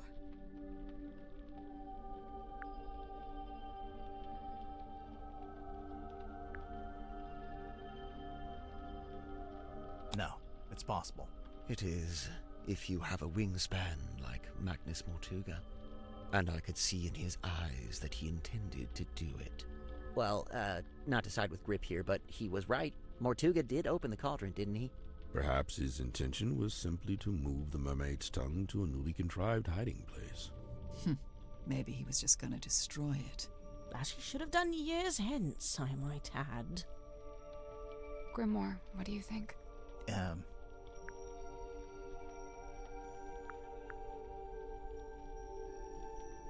I think he wanted to destroy the mermaid's tongue. Whatever the reason, I knew it was only a matter of time. What game we're playing next? I'm playing Ocarina of Time tomorrow. Discussion about the mechanism of the iron bell. Probably play that until I finish. Understood the specific physicality of the task ahead of him. The remake isn't out yet. In order to reach both dials, Mortuga would need to hold his body close against But I'm the just gonna iron play the bell. original. His just head, for the, his neck, would be right up chill against the nostalgia mechanism. factor. Overcome with frustration and grief, Mortuga had left the room. He had left me with the necklace key. I felt it in my hand, the metal cold and sharp. Oh. Climbed up onto the desk and wedged it into the iron Yeah, bell the VODs will be around there the if, you, back if so you're that ever it would bored. not be seen. At least, not until the mechanism. Where are you going away for the weekend? You're a murderer. Call me what you will. To me, it was merely insurance against continued deception and greed on Mortuga's part. If he indeed decided to keep the mermaid's tongue for himself, if he decided, as he always had, to keep it from me. Yeah, it's just like a little nostalgia, but mostly just because it's a game I've played a billion times before, and it's nice to sometimes just play through a game I've already played, and then I Having can first just... locked himself in the room, Mortuga unlocked Just the vibe, cauldron and yeah. was killed by the blade of the necklace key. I tilted the submarine in order to claim the eyeball key, Yeah, which granted me Caravan access to the is what you, captain's I guess, cabin call a and a trailer. path into the storeroom from above. I took the mermaid's tongue from the unlocked cauldron. And then you went up to the aft deck and used it. You can get some that attach to cars, and then you can get some that are much bigger. And You're welcome. Tadpole then dove into the ocean and collected the pieces. Including the coral and the gemstone eyes, which she kept for herself. Yeah. As for the mask itself, I just left it in my room. And I took it when I later visited the room to collect hex from the dome tank. Wow, you're admitting it, huh? I admit I moved it to a more secure location, ultimately a wise decision, wouldn't you say? Except, it's not there anymore, is it? It's right here. It's dark. Right, 4 noses of one. Grip turned off the I mean, yeah, lights. the one I'm playing is widely regarded as the best Someone game grab of all time by a lot of people, so...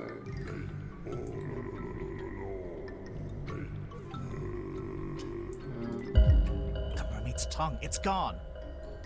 He took it. He must have. He can't have gone up to the foredeck. It's still locked.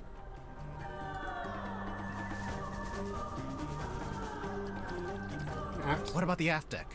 Let's go. Maybe we can catch him.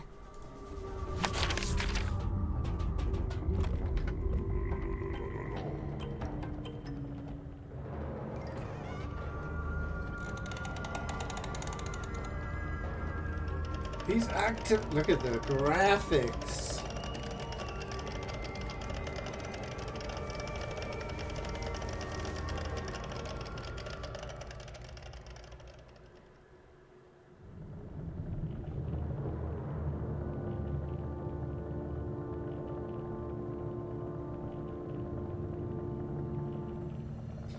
Hi. He's wearing it. Are we too late?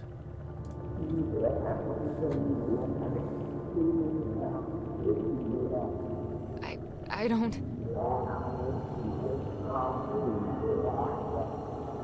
Grip? Are you... He's talking the mermaid language. Wait, where's he going?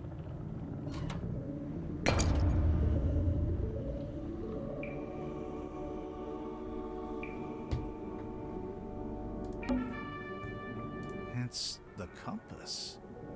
He fixed it. Fix the compass.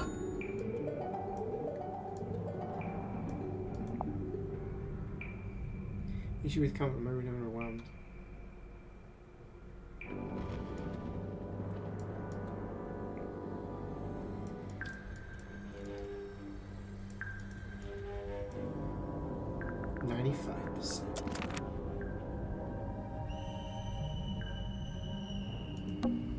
What's he going to do? Should we follow him? I don't... He's locked the door. Can you see him through the window?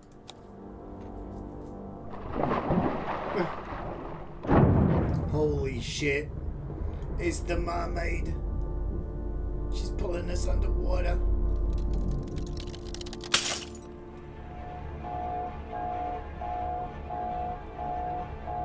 This is bad. The pressure change, it's too sudden.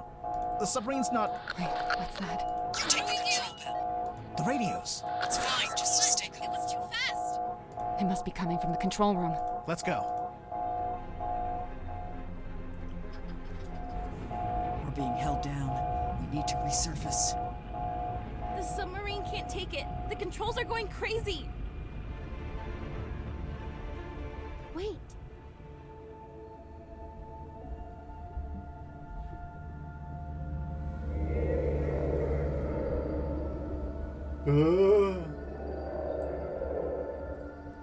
We can't understand your accent. What did she... She's gone. Do you speak the kings?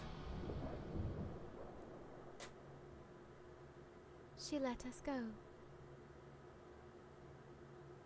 But what happened to Grip? She gripping him? Remarkable.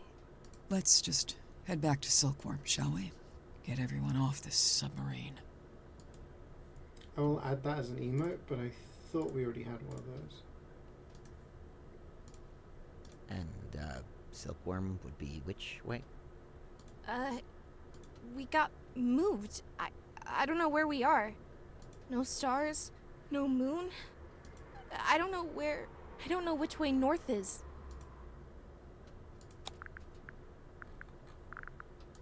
Compass. The compass. He fixed it. Yeah, maybe it was when we had it and it got removed in that weird removal we had.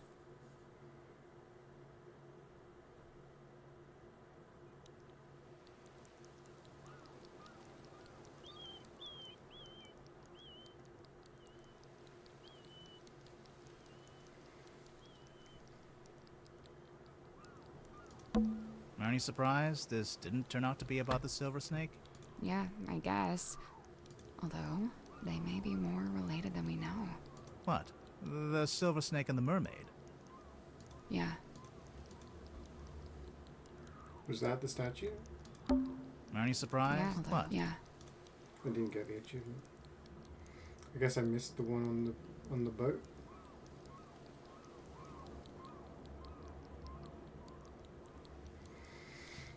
Let's not wander off right now. Ah, I want to wander though.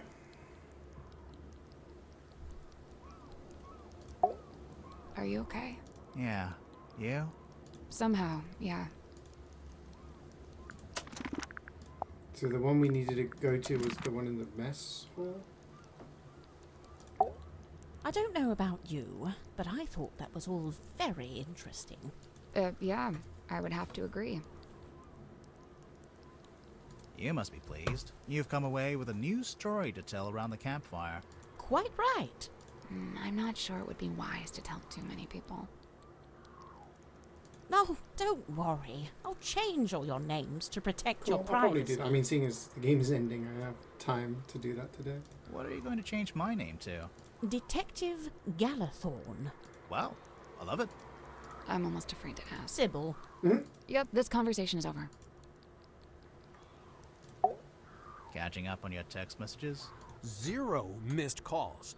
Can you believe that? 0. Devastating. Not even from Vanderpeer? I'm writing him a message now, giving him the deets. A very selective version of the deets. Smart. Easily one of the strangest days of my life. It's in the top 5, at least. What are you going to do now? So far, the only thing I've decided on is to go home and have a bath. A bath? You haven't had enough being submerged in water for one day? Okay, maybe a shower. You okay, Cynthia? She's still processing. Yeah, I got the compass on. Of course. We all are. That, and we've just been to tell her stepfather that we're leaving Silkworm. Oh? Where are you headed? We, haven't worked that out yet. I know a place you could go. Really? Yeah, I've got a couple friends you could stay with. I'll write down the address for you. Oh, thank you. You okay? She Cynthia? that yeah, I'll write down. No, I don't know. You must Why be not bloody well. Detective Sybil? Yep, this conversation is over. That was the weirdest submarine I've ever been on. And the last? And the last. Is everyone okay? I guess so, huh? Fits as a fiddle. Oh, sure. Just had my human perspective permanently and irrevocably shifted, but hey, what's new? But what about Grip? Did he die or what? Good question. I don't know. But he made his choice. I really don't think it would do us any good to worry about it. Sally, did you write down that address for us? Yeah, I'm almost done. Just writing something on the back to help you out. Oh, like instructions? Kinda, yeah. You know, I really Yeah, must the be audio off. for the game's really good. Come on. You've got nowhere to be. You're quite right. Nowhere is precisely where I need to be, and I'm rather in a hurry to get there. All right, that was pretty good. I'll let that slide. And, Tadpole and Zephyr stayed on the submarine? Yeah. Are they gonna rename it? Of course not. You've got to keep the Mortuga name. It's like his fingerprint on history. You say that, but by all accounts, he actually didn't like the submarine very much. That's true. It wasn't his choice to be there. He spent all his time trying to work out how to leave. Well, yes, all right. I can see that. I'd say his fingerprint is right here. It's all of you. It's Symmetry, it's Cynthia, Tadpole, Zephyr, everyone he was kind to, everyone he helped. Dude, that's real. But what about the mermaid's tongue? What about it? Well, we still don't really know anything about it. How it works, who made it. Good. What? It's good that we don't know. It's right. The mermaid's tongue is a shameless shortcut, a trap for the impatient and the dissolute. But you don't want to know what the mermaid said? Oh, I want to know. But as I stand before you now, I can't know. You understand? That's just the way it's meant to be. Just the way it's meant to be.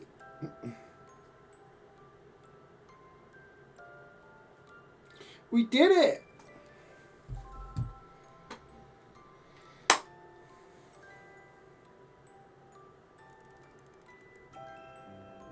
Ryman announced he wasn't going to write the sequel to his novel. Dirk was subsequently released from his contract with Wit and Whimsy.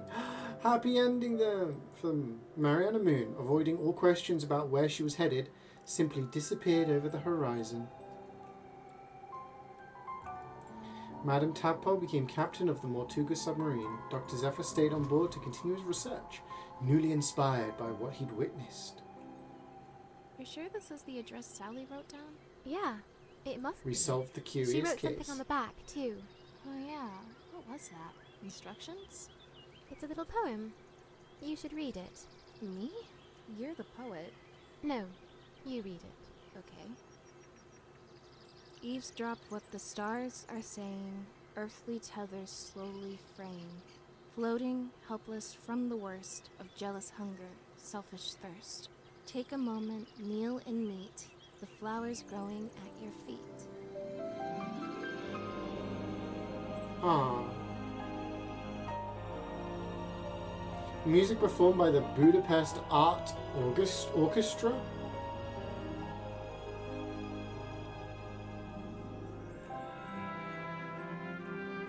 Yo! It's the character from the other game.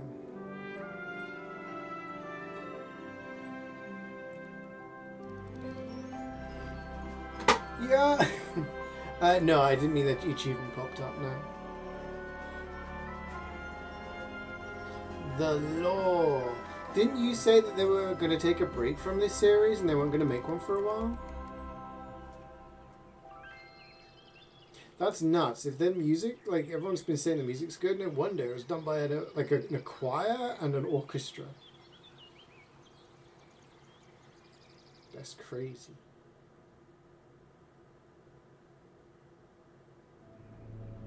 Complete the game. We did it. Whoop, whoop. I really like that.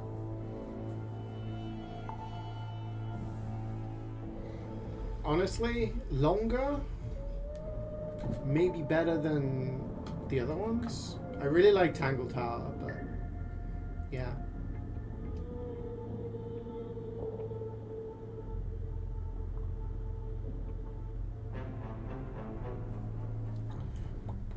They said it's difficult to do because they have to continuously build on new suspense, and there's a fourth wall breaking game about the game dev difficulty.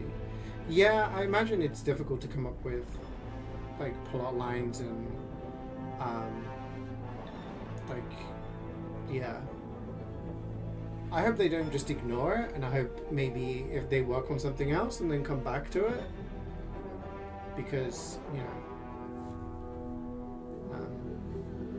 they get a little, you know. Yeah, it's exciting. And this was all done because you got me those games last year when I was playing on my laptop, which may happen in January.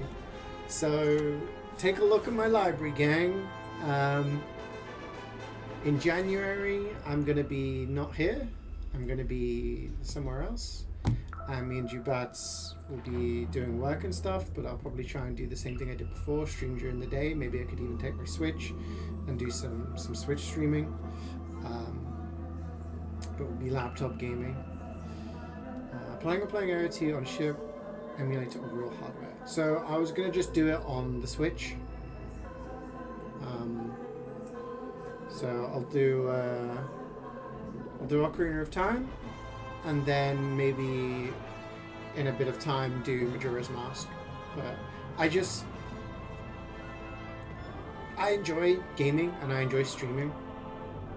I think it's a bit tough at the moment with me juggling, like trying to like wake up early, go to the gym, look after the twins, come and like stream, go and look after the twins, cook dinner for my family, do work, for 2 different studios, and then like try and just rinse and repeat. And sometimes, especially in this heat, sometimes streaming, it's tough when I'm playing a game that's a new game and I don't like. It's a lot more. You have to concentrate a lot more. Exactly, like trying to like hang out with Jubats is obviously difficult because of time zones and things like that. And sometimes, I'm not saying streaming is stressful, but sometimes when you're playing a game and like it takes a lot of your concentration, takes a lot of your energy. And sometimes it's just nice to have shorter games that you can bash out in one day. It's nice to play through a game that you've played before and you know what the deal is. Ocarina of Time, I could sit here and I could talk for the next 5 hours about the pathway you need to take through the game to beat the game, you know? I played it that many times since I was a kid, but I haven't streamed it in probably like 7 or 8 years. So it might be fun for people who've, like Wayne and Carrie, who've not played those games, and it'll be fun for me to just chill, and then I can just chat a little bit more to stream without having to be kind of like hyper focused. You know what I mean? Because trying to chat to stream and play really only happens like very well on a Monday, because I'm playing MVM and I know what robots are coming, so I know what's going to go on. When I'm playing a new game like this, it's like, okay, I've got to watch the cutscene, I need to listen to the clues. Or playing Metal Gear Solid, I have to watch the cutscene, I need to know what's going to happen. Or I need to focus, I need to know what the next place I need to go is. So, yeah. So I think it would be nice to just do that. So I've got Ocarina of Time, Majora's Mask, and then potentially Wind Waker as games that I could just kind of play. But I also have other games that I want to play. Yeah, it's kind of tiring, like mentally at times. Yeah. Yeah, Twilight Princess I don't have on any hardware other than my Wii U, which I'm not going to unbox and set up. Do you know what I'm doing Friday? So I don't really know. So tomorrow I'm going to start Ocarina of Time. Thursday, I will probably maybe continue Ocarina. We'll see. It depends what time I wake up and do stuff. But yeah, I could do it. I could do that. I feel like the BL4 DLCs would be something that we can do, like, just chill, like off stream kind of thing. Like, I'm down to, like, we still need to do the level grind to get me to the max level, and then we can just, like, vibe and do that. In terms of stream stuff, we've done quite a lot of stuff recently. Oh, so actually this weekend, maybe on Saturday, me, Jubats, and Swood are going to play a game called Shift at Midnight. Jump scare incoming. This is the box art for it. So, yeah. It's some sort of horror co-op game for 3 players. And she wanted to play it. So, at some point on Saturday, we'll do an extra little weekend stream.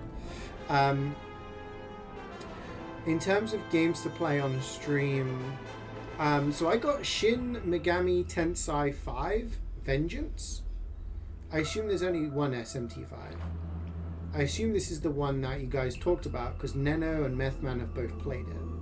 I don't know whether I want to play that on stream because it's a JRPG and it's long. So, I don't know. I guess I'll, like, it's exhausting and grindy.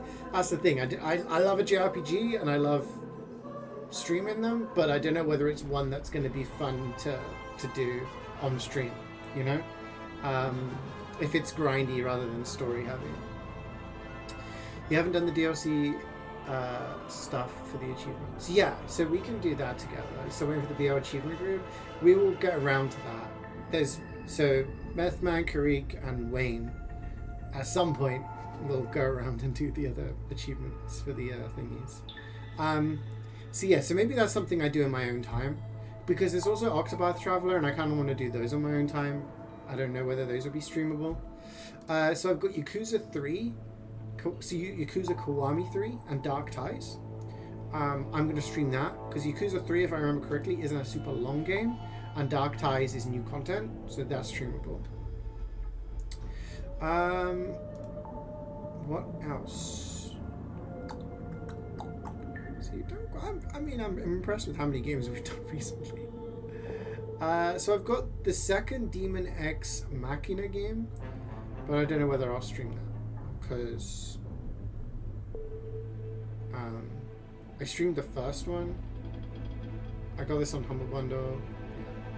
Yeah. We've done all of these. There's a game called Squirrel with a Gun. That might be a cool vibe to play. Apparently play it as a squirrel with a gun. There's a game called Date Everything, which I got on Humble Bundle. I don't know whether that's a streamable game, whether it's like cringe. I guess I'll have to ask you guys. I have the OG Resident Evil games that I got. Again, I just wanted to play them in my own time, but I think Carrie asked me to stream them, and Wayne wanted me to stream them, so maybe I will. You got Standard and Vengeance sides. Gotcha. Okay. It's even shorter now. They cut a lot of story content. Yeah. Winter 60 in game. You sure you can farm? Yeah, exactly. What did you want me to stream? The original Resident Evils.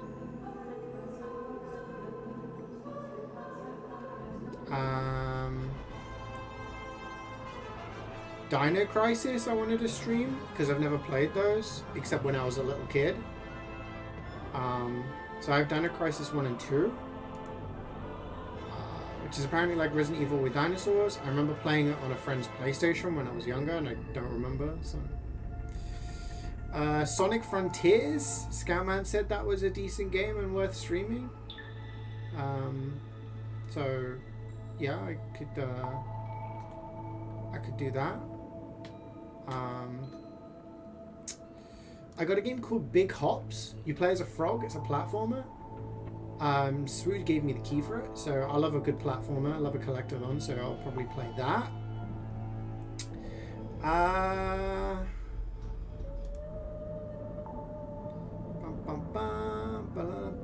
There's a game called Nine Souls, SOLS. Apparently it's a very difficult game. I got it in Humble Bundle. Carrie said it was very, very good. So that's potentially a game that I will lead up to and rage on stream. You guys love that?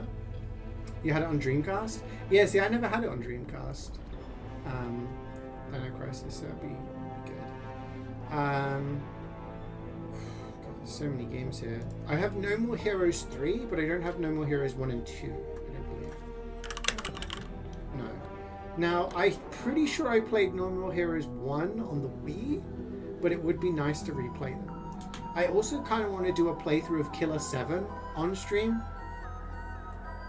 I remember playing it on stream in my very, very early days of streaming, so we're talking like 12 years ago now.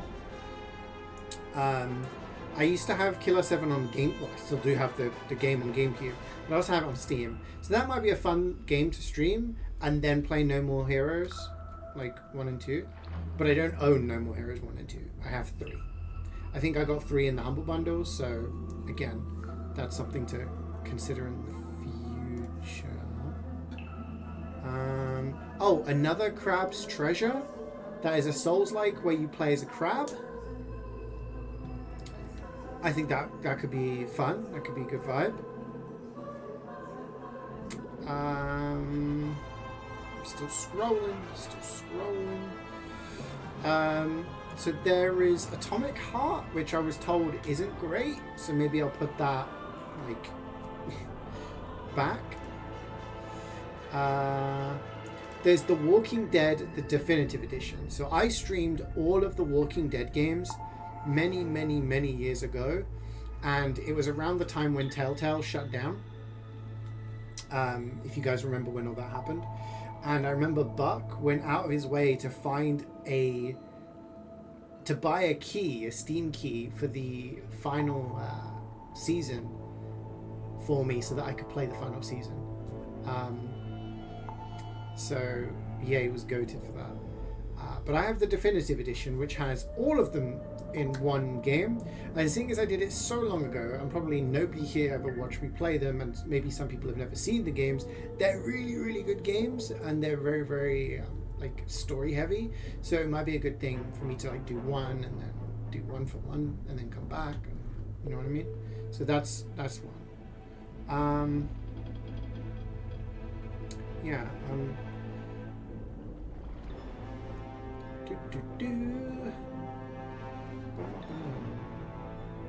And there was also Thaumaturge, which I got in a Humble Bundle, which again Carrie said was one of her favorite games of a couple of years ago. So that's one that I would what game? Thaumaturge, I think it's how you pronounce it. Thaumaturge.